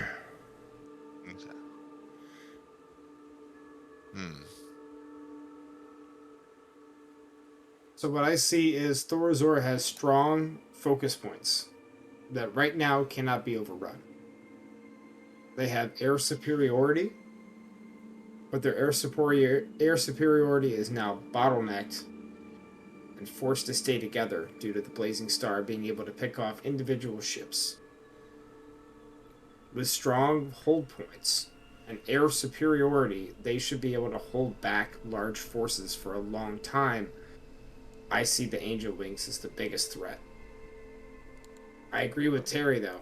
The leeches on the western side are the ones that can move and attack from anywhere. And right now, there is no static defenses and no aircraft support for anything other than battle camp rolling. I'm a little worried about going into the mountains and attacking the Blazing Star forces. 4 to 8 angels that fly, 20 plus paladins. If those That's a paladins scary summoned their force. own Pegasus Psi, they're quite strong too. Yes. That is a dangerous, dangerous fight. If we are forced to fight them all, we will not win. If we're forced to fight a few of them, we might win. That doesn't seem like a fight we should take as of right now. I think we should try to learn some patterns. If we can get any type of pattern of their movement and we can try to pick off groups, that would be something that we would be really good at. Maybe if we set bait, a couple of small singular ships that would incur a paladin or angel strike and then wait on their path of return to ambush them on their return. That is something I think that we could do safely. As of right now, though, I like the idea of either supporting any of these towns that are being hit by leeches or trying to figure out more about where they're at, where they're coming from, and how to slow or stop them down. Heard from me, we've heard from Terry. Sever and Corleen, what are your thoughts? I think that the biggest liability right now is the leeches, and if we have no way to deal with Fresnot's wings, we just have to hope to take a very good fight when they skirmish. I'm more of the 1-to-1 kind of fighter. These group tactics are strange. I mean, we go where they are the least, and we kill them all, and then move on to the next one. I mean, we cannot fly unless we are in the ship, and the ship doesn't have any weapons, right, John? Nope. No weapons, just transport. And the only one that is any good with a bow has to be inside half the day. And Thatch, the one with the hawk on his face, that's Anshua, right? It is. It's been busy. And the makeup? Yeah, Ashwa just begins to mutter about infinite power. Uh, Infinite power. That side effect of mithril shaping in Clown Town. That Neveltor's just... I mean, if it was up to me, I would try to find the source. Judging by this map, the only thing on the map is the 4 settlements. If it's just leeches, they come from the swamp and they live in the swamp. But if there's a controlling aspect, maybe they are more comfortable in one of those places. Potentially also the mountains to the north, right? Which way does this river flow? Does it flow north Up to south? down, north to south. Yeah. So it would make sense if you had a place you wanted to mobilize from to start it at the north. Can we ask the architect about the lines? Or Sever will ask the architect about the lines in the ground. Are those all mining? Near Musterfield Moriento up north? Is it possible that the leeches are coming from these holes as well, or they're strictly coming from, like, the river? Oh, you mean the caverns? Mm-hmm. Yes, there are deep fissures that run through our northern mountain range, and are scattered even in the woods. I don't know what cartographer made this map, but anyway. I suppose it does not matter. Silverstone mines and the mines of Gorik are more or less where we're harvesting all of our materials. We have never seen leeches in such a barren place before. This is somewhat new, I'm told, Phasmalek? And Phasmalek nods. Okay.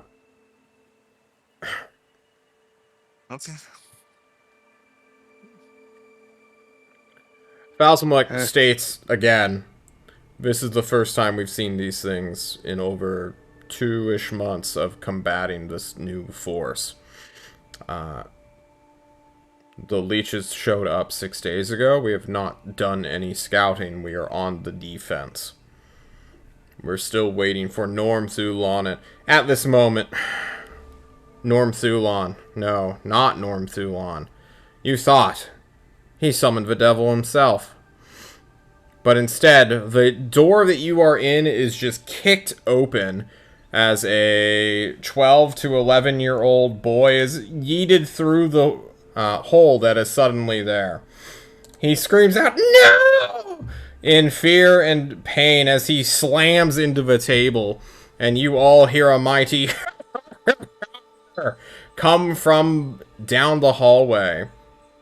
Those of you who are familiar with Umbug, your boy from Destry, will watch as the poor boy begins to, like, rub his stomach and look towards the door in fear. The general, the Grand Marshal, the Master of War, what's his name, Darius, will slowly stand up to draw his saber when how tall was this guy? Like a 6'4", large, hairy man shows up with a very loose pirate-like shirt, a deep V that goes all the way to his belly button, and a man holding a rather ornate-looking banner coming behind him, unfurling it into the room, appears. To Sever, you recognize this man as Rick Silverback, who is now present in this war room. Oh, cool. Welcome back. You're my fellow friends and allies. I have been purchased once more to provide aid to Thorazor. It is good to meet you. He slowly trails off as he looks at the fleet admiral, who clearly recognized this man, as she starts to just draw out a revolver. And he's like, "Oh! I forgot I was working with the law again." Frog, you know this? You know him? Oh, this is Rick Silverback. Yes, famous pirate of the air. Yes. Arr! Somebody knows me, do they? Sever? Or is it Revik? I can't remember. I go by Sever now. I knew you as Revik. Somebody told me in a PTA meeting. Very cool, very cool. I'm glad to see we bought you again. You're amazing help in Destry. I sure was. Put the gun down, lady. Also, this is I also have a air pirate friend. I thought you would be interested in meeting them. Woo! This is Coraline. And you see Coraline's kind of blushing, and she's kind of fanboying a little bit, like kind of giddy and kind of bouncing around. It's like, very nice to meet you, Mr. Silverback, sir. A big fan. Please call me Captain. Ha ha ha! Oh, of course, Captain. That heist on the merchant ship on 3 years ago. Oh, that was beautiful. Oh, which one? There were hundreds of them. The one that had no survivors, of course. Oh, we always run the red flag. Ha ha ha ha! Rick, how fast are your ships? Because we have a problem with some very, very fast angels. Ships? As in multiple? Oh shit, do you only have one right now? I only have ever had one, the only one I've ever needed. It has more stopping power than a shotgun in 5-foot range. Oh, my bad, you're from the south. You call them blunderbusses. Oh, gotcha. Okay, cool. What? Yar! And then you just watch him get kicked in the back as he like stumbles forward as the rest of the Tolst people show up. Meza and Norm Thulon, who everybody laughs at as he is the one who has kicked Rick Silverback in the butt. The entire room laughs at this somewhat downtrodden, sunken-eyed, blonde-haired dude in full plate mail stepping into the room, stating quite humorlessly, Tolst has arrived to provide assistance. The architect hides her smile as Faustmore just scoffs. I don't know what the deal is with Norm, but you all are just like staring at this really sad-looking dude as people just kind of laugh at him.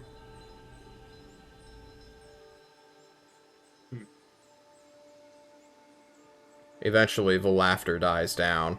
Darius, the War Master, says, "Oh ho! Finally, the great leader himself arrives."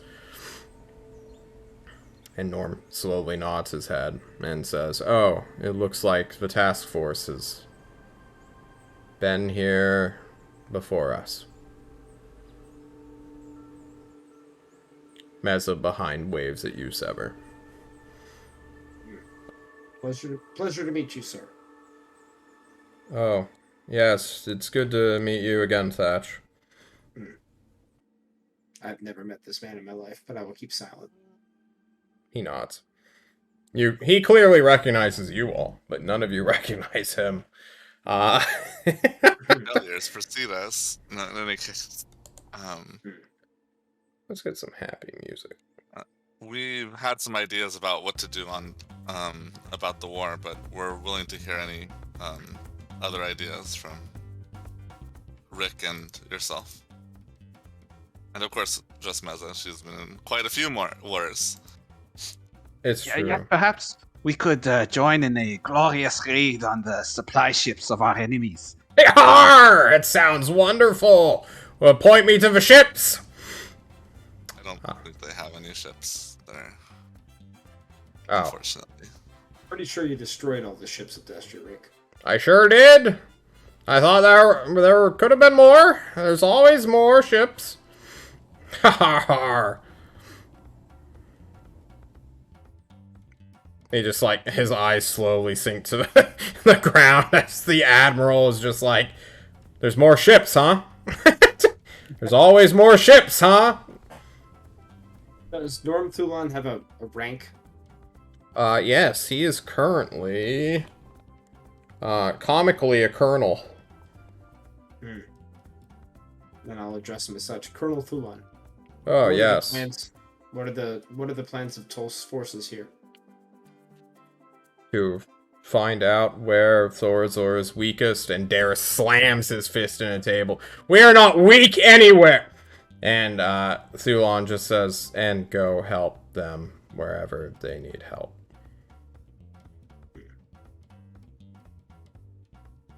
I'll look a little past him to Meza. What kind of look does she have on her face at this point?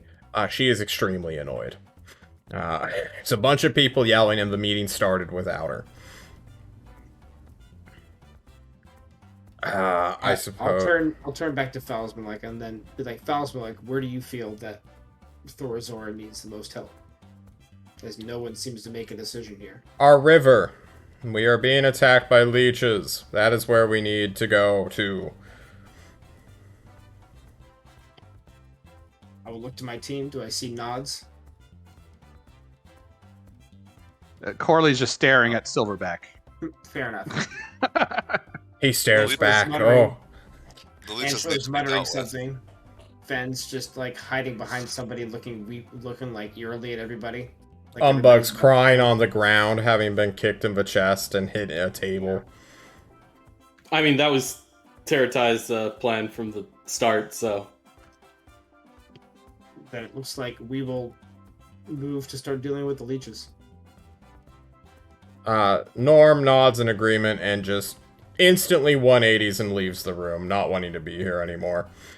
Many people take this as a sign of weakness and laugh at him behind his back as Rick Silverback grabs the nape of the neck of the hostage that you gave to Thorazor and says, "I'll be taking this one!"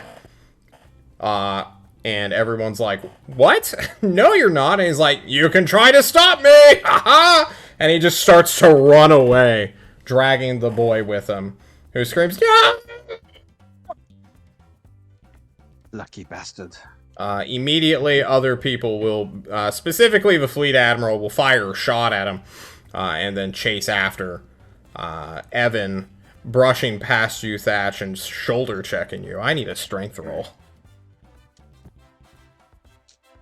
On the way.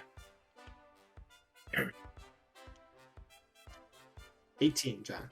Very nice. Dual 18s. Let's not use my loaded dice from Magic the Gathering. That is a natural 17. He probably beats me then. If I think he actually just surprises you, Thatch. With this younger man's sudden show of strength, he blows past you, even though you're in armor and he is unarmored. Your eyes lock for a single half second as he chases after the Admiral, who is shooting, quite literally shooting a weapon down the hallway after a yar-har-haring pirate who is kidnapping a political hostage of yours. Or at least your city. Coraline will use her invisible mage hand to just kind of push left on the end of the pistol so she misses. You scatter the shot. It's like, what the fuck? As they run out of the room, the NPC theater slowly slims down to the more manageable Mesva, Falzamalek, and Mary.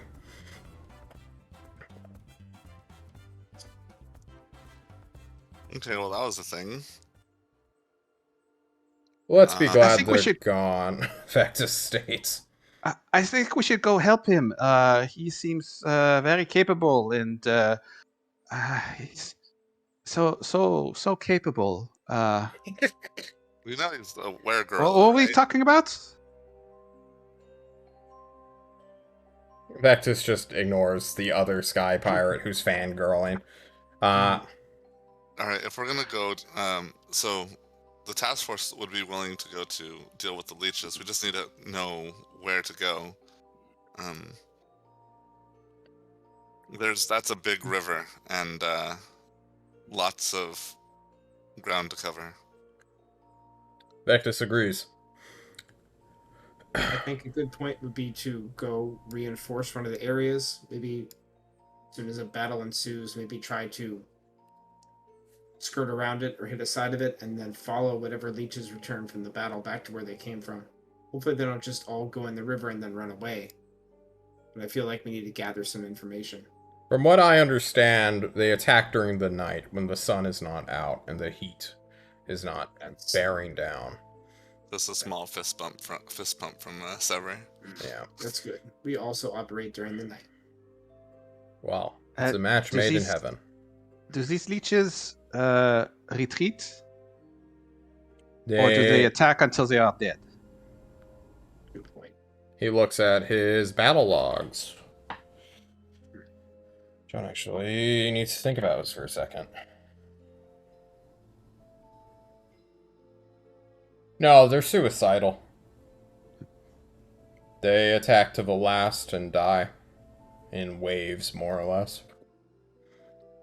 We can defend. Many of them disintegrate as well after they are slain. We have at least two. No, horse is dead. Wait, can Antwa fly? I turn and ask. Antwa, can you fly? Antwa looks at a spell list. I don't think he Maybe can. if his wind elemental picks him up. Other than that, probably not. He cannot fly, no. Harry, would you be Are willing there? to fly over the attacking leeches and see where they're coming from? I don't think we even need to worry about having Terry do it by himself. Is there any air support for the leeches whatsoever? Not at the moment, no. But it's hard to give air support when you are being attacked at night from a river. This is We true. can, But what I'm saying is, us flying in an airship face no threats from the leeches. but we wouldn't be able to help people being attacked. But we would be able to gather information. Mm. It's hard to see at night, so we're not going to be able to do much in that sense, but we could at least... We don't know their anti-air capabilities either. It would be a good idea to experiment. But it could put you at risk, Vectis states. Yeah, our ship has no defense. I'd rather not. Indeed. Mesa states, has a leech ever carried a weapon, like a fucking rocket launcher or something? And Vectis shakes his head, like, no, but there are multiple ways of downing a low flyer. I think John, Antra would know. Sorry. I was just going to ask. We had an encounter with 2 leech things that had like a top body of a humanoid. Did they have weapons? I don't remember. No. Or did they just claw? They use claws and psychic powers. I think Thatch missed out on that. I think that was before Shadow started playing. Yep. Yeah. The only dealings we've had with leeches are in the City of Blinding Lights, and Antra fireballed me to kill many of them. Okay. And Antra would know that there's like a psychic scream from the bigger leeches. As well as Coraline, I think. Yeah. Yeah. Sever wants to mention can we take like a transport ship maybe? And we there was a weapon. It was about yay big. He refers to like the tube in the first Destry fight. It was used for tracking on Urethil's ship. If we can use this to maybe map out where the leeches are, we would have someone be able to follow us from the air. I'm sorry, a tube that does what? It was meant for targeting weapon systems, but it would also let you know where we were air to ground. Phasma looks to Mazza, because that shit is not something they have. You are not with the Judgment of Longing. You'll stay in tech. Okay.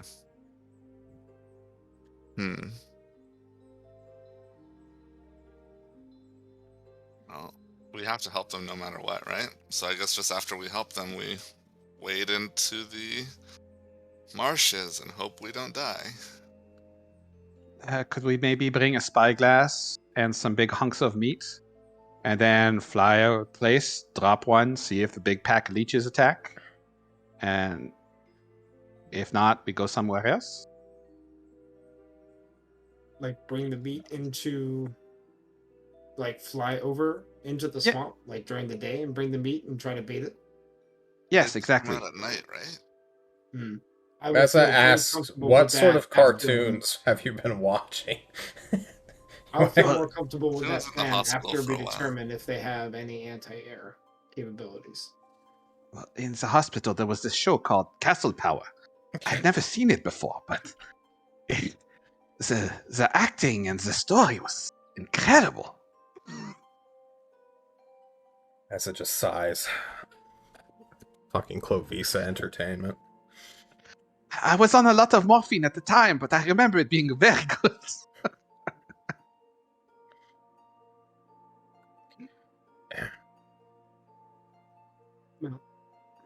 Let me spitball what I've learned and what I'm hearing. And then everybody, if you hear an idea, interrupt me. We know the leeches come from the river. We know they come at night. They're suicidal. Any that come out of the river will kill themselves or dissolve before they go back. So we can't follow them back from where they came from. They come out and they die and they don't go back. We know they have psychic powers. We don't know if they have any air capabilities. Small creatures up to large-sized creatures. We don't know of any known stronghold. We don't know where that stronghold might be. We don't know any of their motivations other than trying to eat things. And we don't know what's controlling. We have an idea of where the most reinforcements are coming. where the waves biggest. Maybe that is the closest place to their staging point. Updraft, I believe, had the most outside of Curtail, right? So the big fort down to the south had the largest attacking force because I think it's most strategically important, right? But outside of that, there's more in Updraft, up to the far north. I'm more talking about if the leeches have a disastrous loss, how fast do they get reinforced? Because it makes sense that you would send the big ones. They've to been the big attacking city. nightly, is what he tells you. Just all along the river. This is, like, they are reaching out 12 miles from the river at times to, like, march.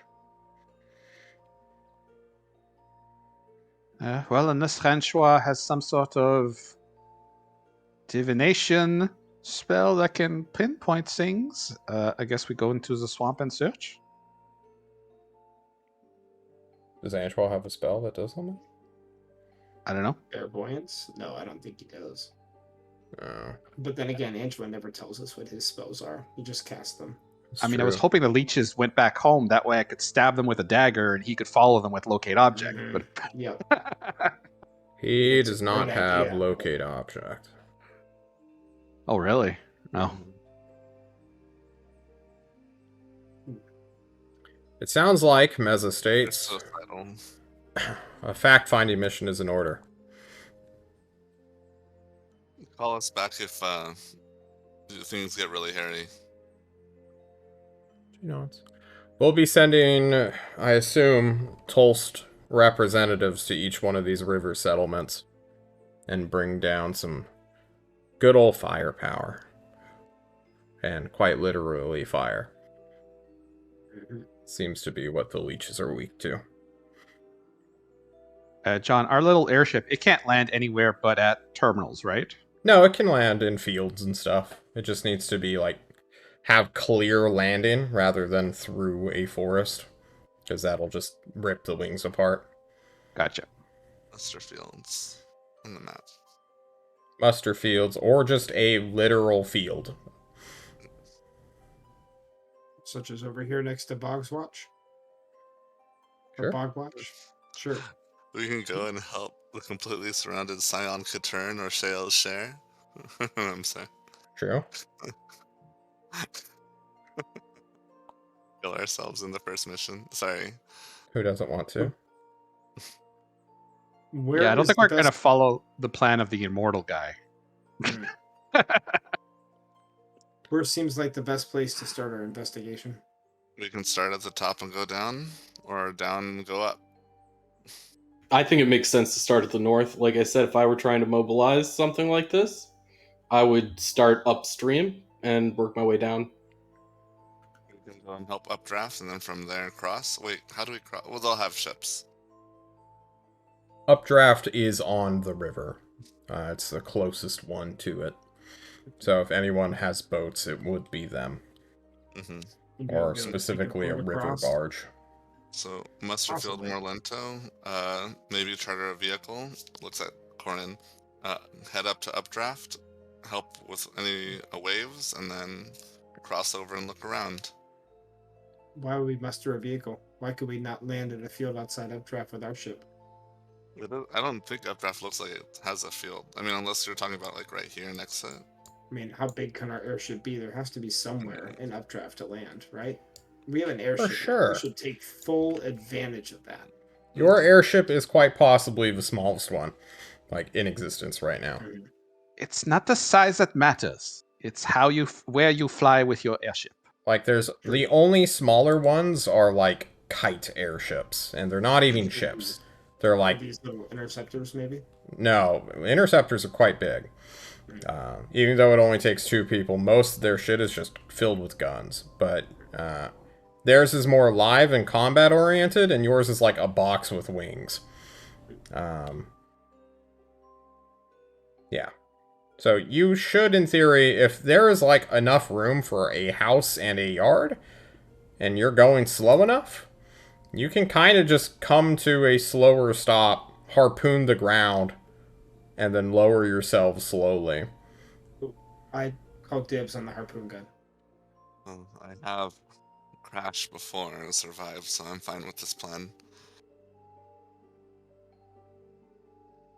Alright, so it sounds like the plan is to fly to Updraft, land in a field around the outside, confer with the people that are there as to what they're facing, take a boat across the river, and then investigate across the other side as to what we see and what we can find.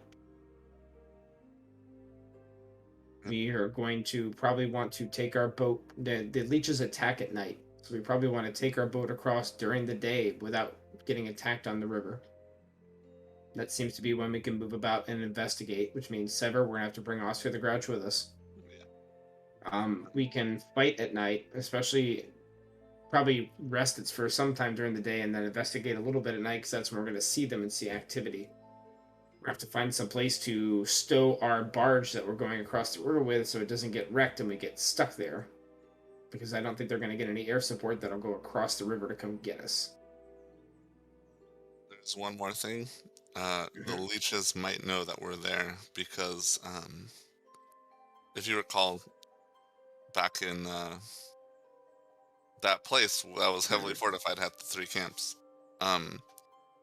Just by stepping on the ground seemed to alert the leeches. They're in the ground somewhere. So this will not be a surprise to them. So. But it's just the only warning I wanted to give. We can do this. I Sounds like a plan. I suggest we make small incursions to start. We go across in the morning or go across in the midday, land, stow our ship in a safe place, tiny hut it up so we're protected, and then when night hits, explore around and see where we can see the activity coming from.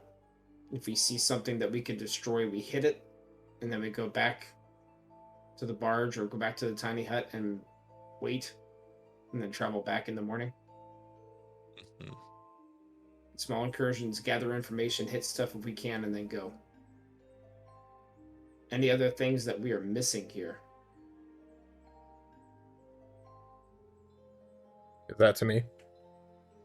No, that was to anybody in general. If Falzmalek or Meza have anything they want to add in, we'll definitely hear what they have to say. Meza is more interested in getting a lay of the land, of just in terms of politically at this point. Mm-hmm. She doesn't really know who's in control and is doing what. Uh-oh. To Falzmalek, he is just glad that other people are doing this because he is trying to mobilize reservists, which is a process and a pain in the ass. Because everyone who is currently active is just already deployed. So he's got to manage all the personalities in the court of Thorazor, which is a pain in the ass in and of itself on a calm day when you're not at war. It's true. Meza also knows that Norm will probably be leading somewhere, and likely leading in a place outside of Thorazor Vicity. So she needs to go talk with him and find out where, like, Tulf's main expeditionary force is going to quarter at, and then deploy from. Yeah. And then he'll be deploying Tulf's vehicles and teams to go and provide support all over the place. Very important question to Meza. Do we have support from... I don't want to mention his name because I always brings him around. From the Tyrant's brother, the man in the corner of our eye. Okay? Yeah. Yes. We will have support from him out here in Thorazor. I know he's been very busy as of late. Yes, he is very busy. He will try to assist whenever he can, but he is overworked. If we can afford to message each other through alternative means, we should. Sounds good. Expect to hear from Angela as soon as we learn anything then. Okay.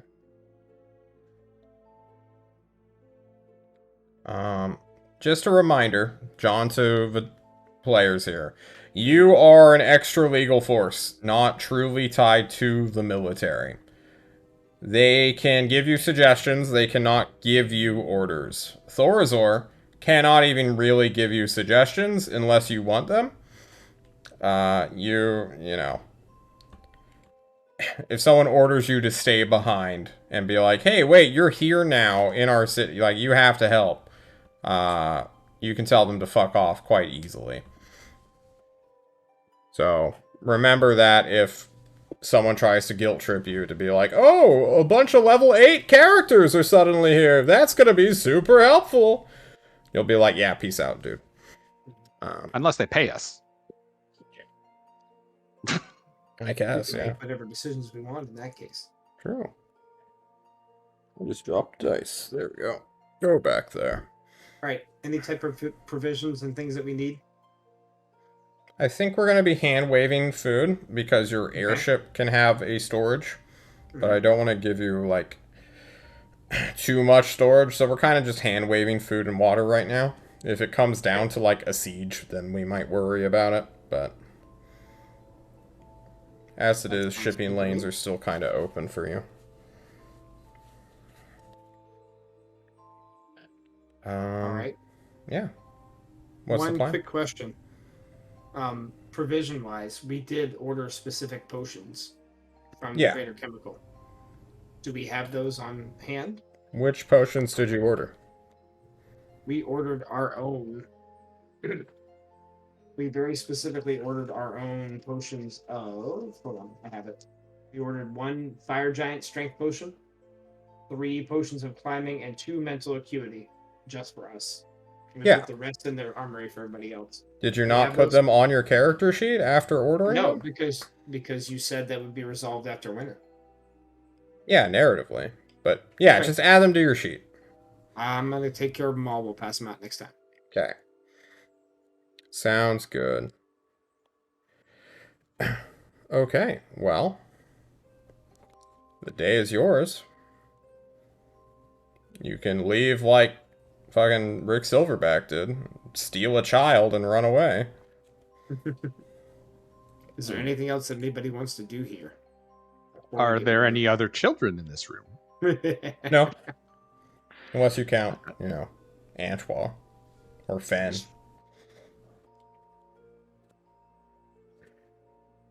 So, are we leaving soon? Probably now. I think so. What time of day is it? Not early morning, but like 9 a.m. 9 a.m. Okay. Yeah. What is the range of our airship, might I ask? Like 500 miles, if not more. Oh, it's at least 500 miles. It's a very nice ship. Wonderful. So we could be in updraft in like an hour. In an hour, and then make this incursion tonight if we wish, or during the day, and then get over there and get ready at night. Is there no one you should see here, Thatch? My nephew. You all have seen him. He was the boy whose shoulder checked me on the way out the door. I haven't seen him in many months, and the last time that I saw him is the day that I learned his sister had died. Starving here, like the people of Thorazor have done for years now. Hopefully that is beginning to change. I'll have my chance to see him at some point, but he seems to want nothing to do with me right now. Maybe I'm the source of his rage and anger. Satch, we haven't seen each other in a while, but you should try to mend that relationship. Anyways, I need a few hours to get Sever's Demise up and ready, refueled. I'm sorry, what was the name of the ship? Don't worry about it. Has nothing to do with you. It's about another Sever. That's amazing. Before we leave, is the vampire still here T-posing? Can I go talk to him? Is this Smitty? Like the Smith Smitty? Have you ever met the Smith Smitty? Yeah, he warned me. Oh. Yeah. God, give me a charisma check. It's been like 2 years now. Been 2 years. You saw him for like 5 seconds. He told you to run. And then he fucking... Oh, I have a thing for charisma checks. I get to add my wisdom modifier. Go So, ahead. add a +3 to this. 20. It's not advantage, but why is it rolling with disadvantage? All right. 22. Why is it? Yeah, this is Smitty. Okay. He looks, as if he has escaped his mind palace and is now just a body without a mind. Smitty, are the vampires interested in who wins what? His T-pose suddenly, like, halts. All of you can now see that there's a vampire in the room. You all, like, just do a double take as Smitty slowly lowers his arms. Looks at you, Sever. And says, oh, hi. I'm not spying. He throws a smoke bomb on the ground. Everyone's like, wait, what? whoa, wait.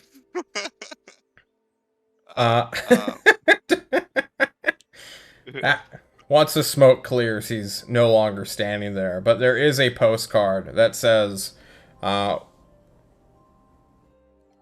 guess it's more like a advert for his business, which is a haunted mansion hotel that is currently inside of Thorazor itself. No fucking way. Yes. We've been there. Sever is not. Okay. Alright.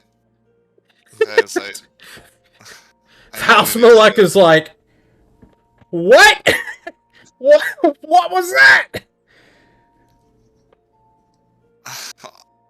Oh, please. I don't want to be on the opposite side of the vampires. Alright. Can we go check out this haunted house before we go? Of course. I don't think there will be any old women to kill in the haunted house. We should just go fight the leeches. That's What wrong. about what you want right now, Coraline? Last time we went to a haunted place, it did not end so well. That's true. I've been to this one. It's not that kind of haunted place. At least from the outside. Yeah, it's just got a vampire in there. That sounds much worse than a ghost. We just gotta talk to him. We gotta know if the vampires are working with these goddamn boars or not. It'll just be another faction aligned against us. Well, why don't some of you go? And then, Coraline, are you getting the ship up and running? Yes, of course. Okay. Shall we plan on departing at noon? That gives us a few hours each. Okay. I'll see you there. And Thatch will walk out. You walk out, waving your hand in front of your face as smoke. Not stench, but like just the discharge of some kind of chemicals. Just like, oh, that's kind of gross. From the vampire smoke bomb that was set off in the room. Need to get some of those. Yeah. Okay. Thatch will go hunt down Evan. If he Okay. can find him. I know that he'll probably be at whatever office of the Fleet Admiral. I'm sure they can't chase Rick Silverback forever. And that's where I'll go. Many have tried! Arr. What about you, Sever, Terry, and Coraline? Do you want me to go with you to this haunted house, Sever? I'd appreciate it. I mean, I need an extra pair of eyes, plus if it's a haunted house, we may not even find him. But Sever, you go ahead. I just need to take Terry's measurements because he was disbalancing the ship on the way here. It'll only take 5 minutes. Don't worry about it. It's pilot stuff. Don't worry, he'll catch up. Go. Terry, don't let her do this. She's trying to disguise herself as you. Don't do this. Come on, let's go. What? Okay, let's Terry, Mom, and Dad are fighting. Alright, well, What whichever is- walks away, it's his decision. I think Terry just takes a quick look at Coralie and just like, what? And just follows after Sever. Terry, hold on a second. Oh, I know you've known the frog for a while, but seriously, if he's around old people, just watch him. It it wasn't pretty last time, and I don't want that to happen again. Okay, I'll keep my eyes out for you. All right, thank you. Remember, old people. He really does not like them. Yeah. I mean, who does? Thatch is awful after all. No, such is not. Anyways, I'm kidding, I love Thatch. when you I'll get on see you the later. ship, put your bag on the other side. That way we won't pull to the left again. Just, I'll see you later.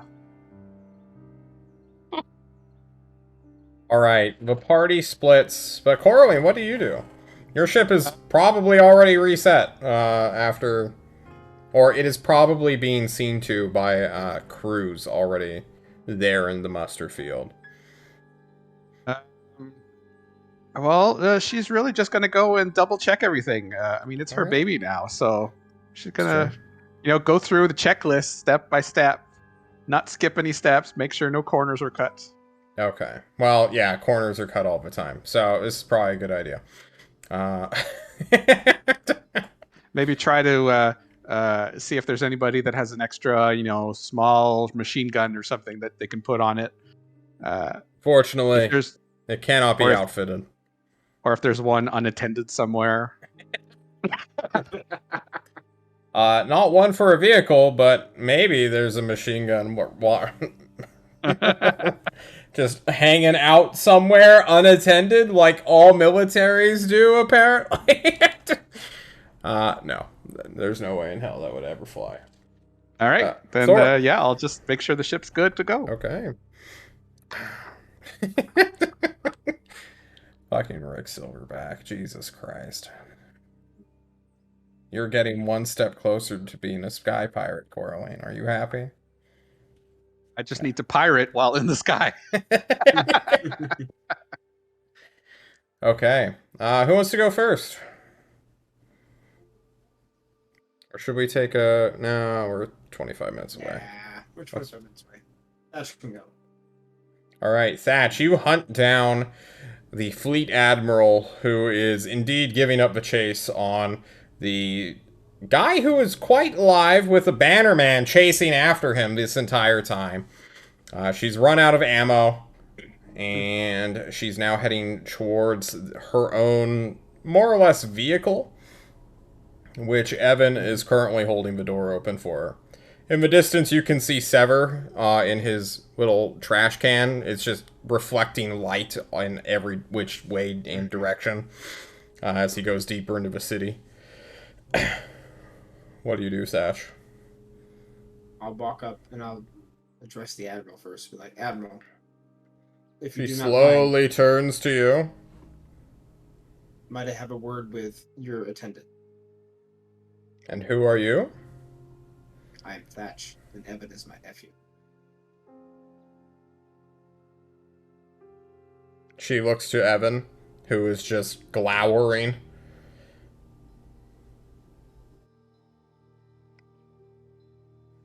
She makes an insight roll. She does an intelligence check.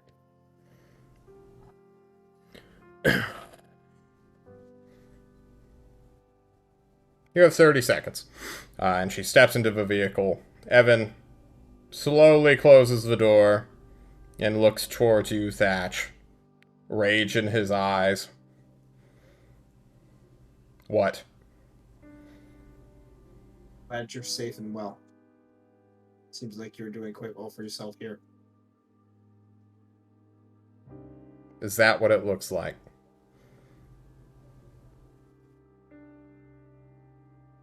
Heard stories of you ripping apart a boar with your bare hands. Are they true? Yeah. That's what happened. Why the anger, Evan? I can see it in your eyes.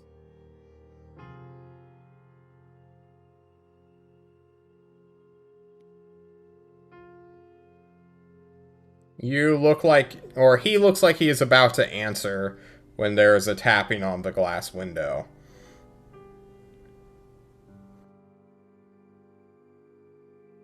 And he silently turns around and heads towards the passenger seat door with the driver, who will take them someplace else entirely. We'll tell him to stay safe as he walks away and probably doesn't look at me. He does not. When they leave, then I will either, I don't know, are there like cabs in Thorazor or something where I can catch a ride? No. I would like no, okay. You can walk. I will walk then. Just north of Musterfield Delver in Yeah. Loxator is where my aunt lives. Margaret. Good old Margaret. And I will go there to seek more answers.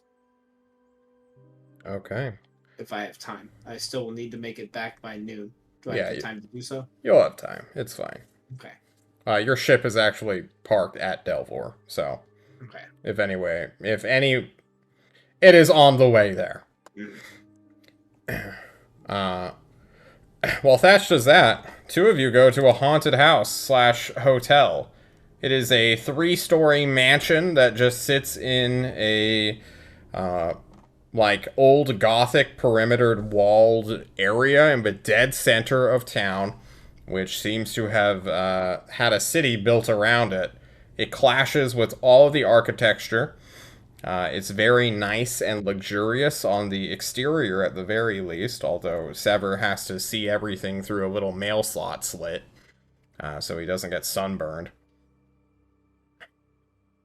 Is actually I should have asked, but is Paradigm's brother here? Is Igor there?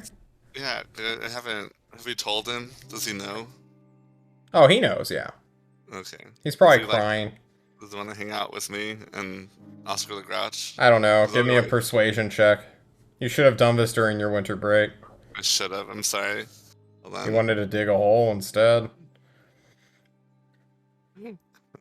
No. It has a He plus was three. too It's busy 11. digging 11. holes. It's He's 11. he's grieving. Okay, that's fair. He's with his mom now. Fair enough. Fair enough. Every so often until someone could just hear the whining moan of paradise from a singular-eyed beanstalk. All right. Cool. If Terry's with me, he could help guide me so I don't take too long to get there. Yeah, that's the plan. I'm pushing the cart along. You push the cart to the only haunted hotel in the city. You enter through the main entrance, which creaks open automatically.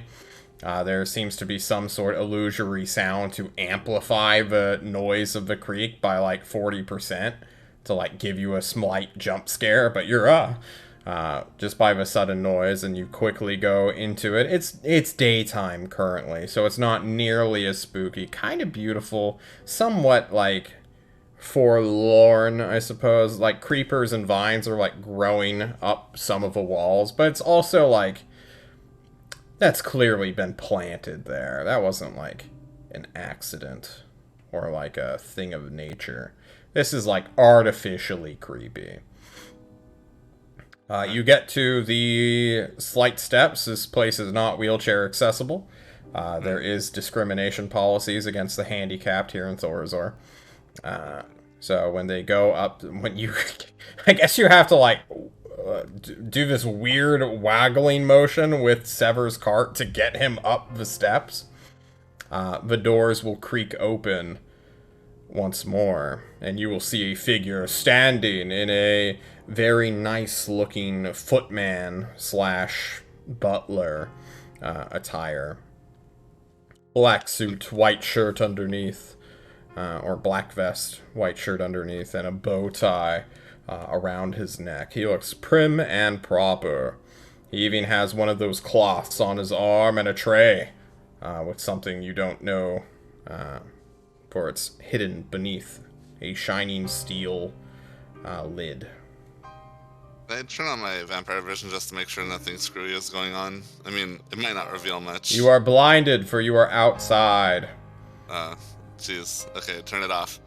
Okay. Ow. Ow. Ah. Alright, Could I get a little help here? Getting this up here?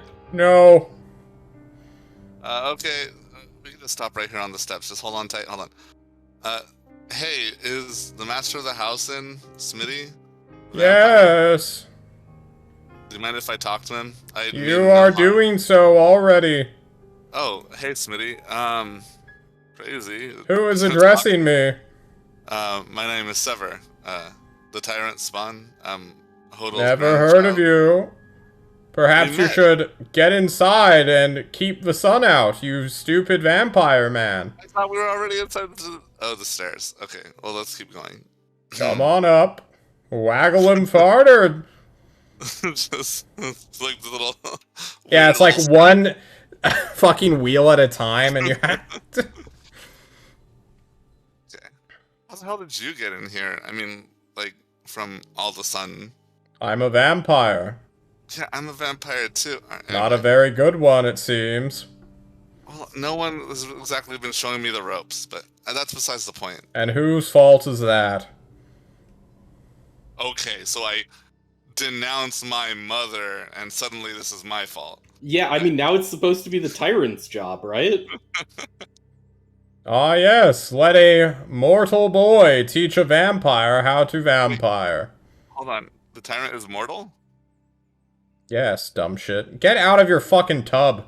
He Alright, kicks get your out of it. trash can with his foot. It's just a very swift kick. Please get out of the trash Alright, can. you can get inside the awning, go into the entranceway where there is a rather barren and boring looking, like, entrance hall. This is where Smitty does his booking for the most part and greets would-be customers. And he greets you all. Hello. Hi, so I mean, it seems like everyone would be interested in what winds up happening to the land, but, why were you, hanging out? This was my city before it was Thorazor's. Yeah, that's fair. Yeah. Okay, so you're interested in what's going on. A man builds a mansion way out of nowhere next to a pretty lake, and suddenly, everyone and their mother wants to stop on by and set up a whole fucking town. I have to keep that in mind next time I plan I on just building wanted to be left alone and have dinner parties with some witches. But no, a whole full-blooded militarized state wanted to move in. It's cool as hell, actually. A dinner party with witches? It's true, we meet biannually. Cool. Yep. Where is annually? In any case, do you want to help out with what's happening in Thorazor, or? Not know if you- particularly. So you have a plan for if Thorazor gets overrun? Yep. Mind if I ask what that is? You don't have to tell me. Kill everybody. Or move. Whichever seems more easier at the time. Okay. Cool. Have you heard from any of the other vampires? Yes. The Bad Bagels won't shut the fuck up about a horse they want murdered and toast. Oh, we dealt with that. I need to go talk to them. Oh, you have you? Yeah, we very much got him killed, so. Do you have proof of the kill? We don't, but. Well, we could probably find his soul. It's like suspended in undeath, probably. Who knows? Have you ever considered getting a government death certificate instead? That's a good idea. I'll do that. That's a really good idea. Thank you, Smitty. You're really cool. Can I need help with anything? Oh, anyway, not important. Thanks. I just wanted to make sure that you weren't like anti-Thorazor. They just happened to show up, right? They sure did, around 50 years ago. Okay, cool. And you're not like pro the Verminous ones or Bouvard or anything, right? Am I? Yeah. For them? Yeah. No. My allegiance is to one man, and one man alone. Is it yourself? No. Huh. That'd be a wasted life. I can sort of agree with you. Do you mind if I ask who that is? It's Hodel, you dipshit. How do you think I know everything about you, shit. Sever? Oh shit. Wait, so we're like related, sorta, because he's my grandpa. And you're like... He's not your grandfather.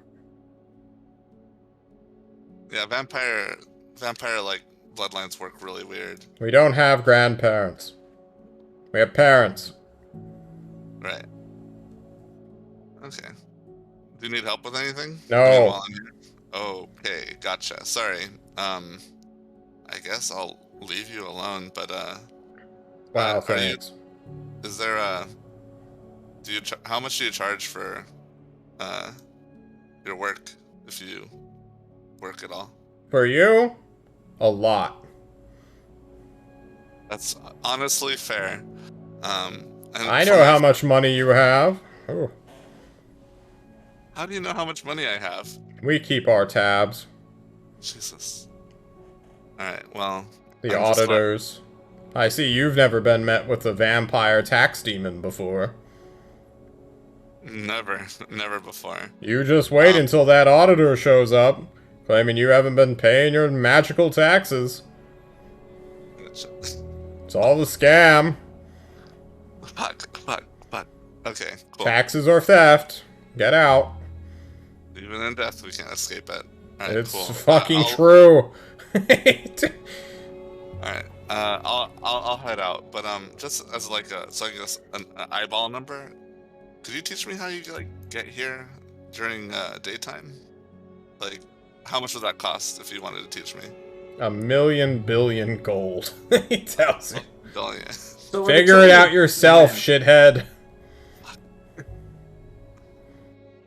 What if we wanted you to spy on something for us, right? That's the service that you're nominally offering. Sir, I'm a butler first. Gotcha. Alright.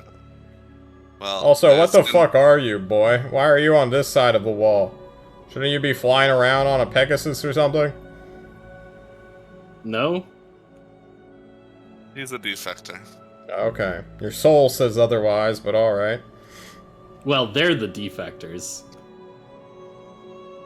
Oh, you're one of those kind, huh?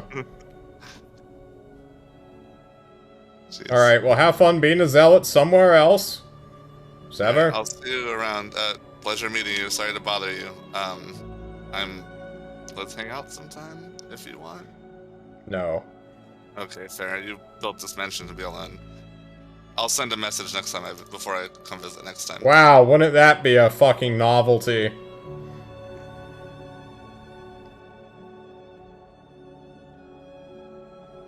Ever takes a deep breath and mutters under his breath, "We don't have social skills anymore. We don't have social skills anymore." Alright, and waves goodbye and gets back into Ostrogratch. Okay, Terry, we're good. We can go home. We can Go home? No, I don't think we can go home. let's go. City of Blinding Lights is no more. Yeah, Sever, yeah, you think hard on his last bit of... Why was it Hodel got mad at you? not sending him a burst in unannounced. Right? Yeah, that's exactly why. Okay. And your good friend Corlin got in trouble with Hodel when she tried to put in a good word for you. Which is totally not what happened. 100%. But yeah, okay, cool. Okay. Alright, we head back to the ship, I guess. You Thank head back to the ship. going over a nice cool drawbridge, which you feel just a little aura of a sting. It seems there be an elemental in these waters, Sever, even though you never even go into the water. You're like, ooh, that water smells like elementals. That's kind of weird. And here I thought wizards were the only ones that were dicks. In Thorzor or the river near Updraft? No, in Thorzor. There is a big lake here that is, like, Yeah, sort of channeled that's a through very this mountain range. strong elemental, because Yeah. I don't usually get stung just from being nearby. Okay. But fucking Smitty's hanging out here? Alright, something's afoot. Alright. Something is indeed afoot, Sever. Let's get out of here. Let's go see Coraline. Oof. Okay. Thatch, you had a meeting with Aunt Margaret? Yes, I'll go see if she's at her house. Yeah, she is. She is currently in the business of maintaining and cleaning rifles. I will knock on the door. Oh, hello, Thatch! It's good to see you well. It's good to see you, too. I see you got my letter. No, I did not get your letter. Alzmalek didn't give you a letter about Evan? He Telling told you me- how he was promoted? Did I receive that letter out of character? I can't remember if I actually. Falzmalek just told you. What? Yeah, I didn't get it. It seems like he read the letter and just... Sounds about right. I'll brush that off and be like, yes, you got promoted and seems to be doing well, but Yes! seems to Oh, what a strong and...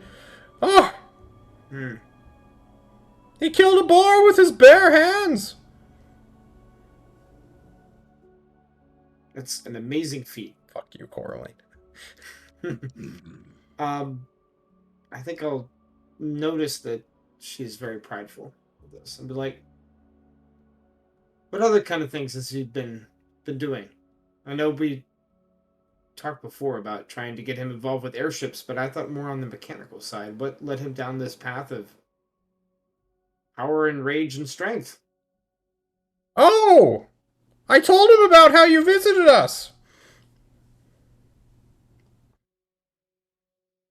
And how his aspiring or inspiring uncle was now a fully fledged political hostage. How did he take that? I thought it went well.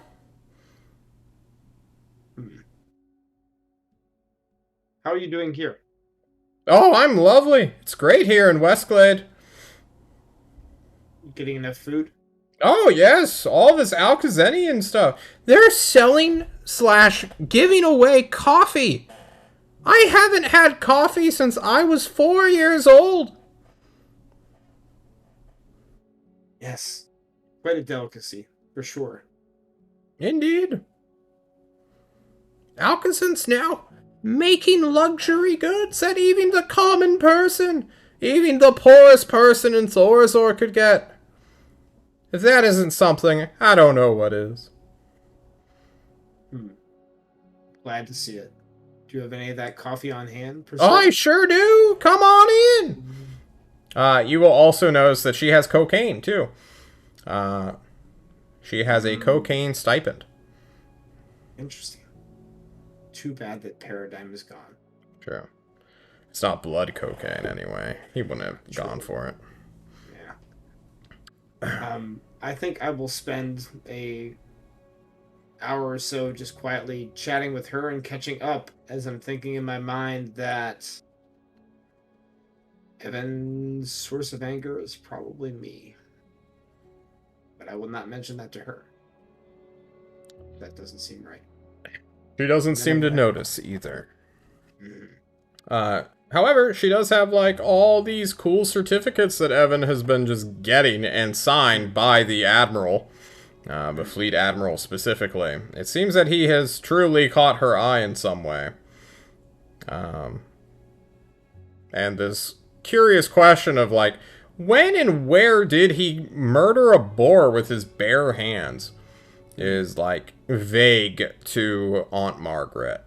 She doesn't actually know the like, circumstances of it, because at the time that she knew it, her son was, like, hanging out in a village that was desperate for, like, farmers. And he was just doing menial labor. Interesting. I think I'll contemplate that as I walk back to the ship. Okay. So, are we all gathered there and about Yeah. ready to take off? I think so. Can I maybe end the session today with one last scene then? Go for it. Right. I think I'll gather everybody in the hold of the airship. Say, Sorry, can I just Go ahead. add? When you get to oh, the go, go, ship, go. you'll see the name on the ship. It doesn't say Sever's demise. It says Shooting Star. But there's some lines of text below that talk about, max weight and stuff like that. If anybody has Thieves' Cant, it says die, Sever, die.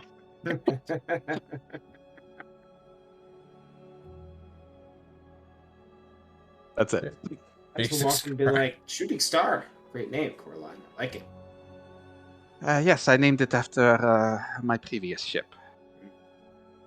She was a good one, too. All right, friends. We're in enemy territory now. Well, or we will be very soon. Let's make sure that we're paying attention, we're working together, we're communicating. And I have made something over the winter that I would like you all to see. And Coraline, if you don't mind, I would like to hang it here in the airship, if that's okay. And Thatch will reach back to his stuff and pull out the one thing that he made while he was sitting there at Saf's place. It is a plaque. And on that plaque is a bit of carved wood. There is... Let's see here, what's on there? There is a creepy wizard dude with some robes and a weird-looking eye. There's a mysterious small man just kind of hiding behind everybody. There's a picture of what many will recognize as Helga standing in the back. There is a centaur man in the front. And then there is a small goblin looking up longingly at the centaur man standing right next to him. There is a picture of what is clearly Sever next to a trash can, and then there's a picture of a blue elf standing behind Sever with a dagger up in the air right at the back of his neck. And then there's a man clad in armor holding a book looking like he's ready to tell a story. And in the back there is Thatch clearly standing there, and on the top of this wood plaque it says Failure Team. You had me at the dagger. As Coraline slightly swoons and starts to figure out how she can fix this without it falling down in case of an aerial maneuver and donking someone on the head, we will end tonight's session there. And next week, we're going to war, baby. Oh my god, leeches, angels, boars, who else knows? What else? What else could there possibly be here? We're gonna conquer some worms. Hell yeah, we are. Guys. Humans in chainmail. That's my prediction. Shit. He figured me out. This has been us. Fucking don't die, losers. See you later. Oh, we're going out. Woo!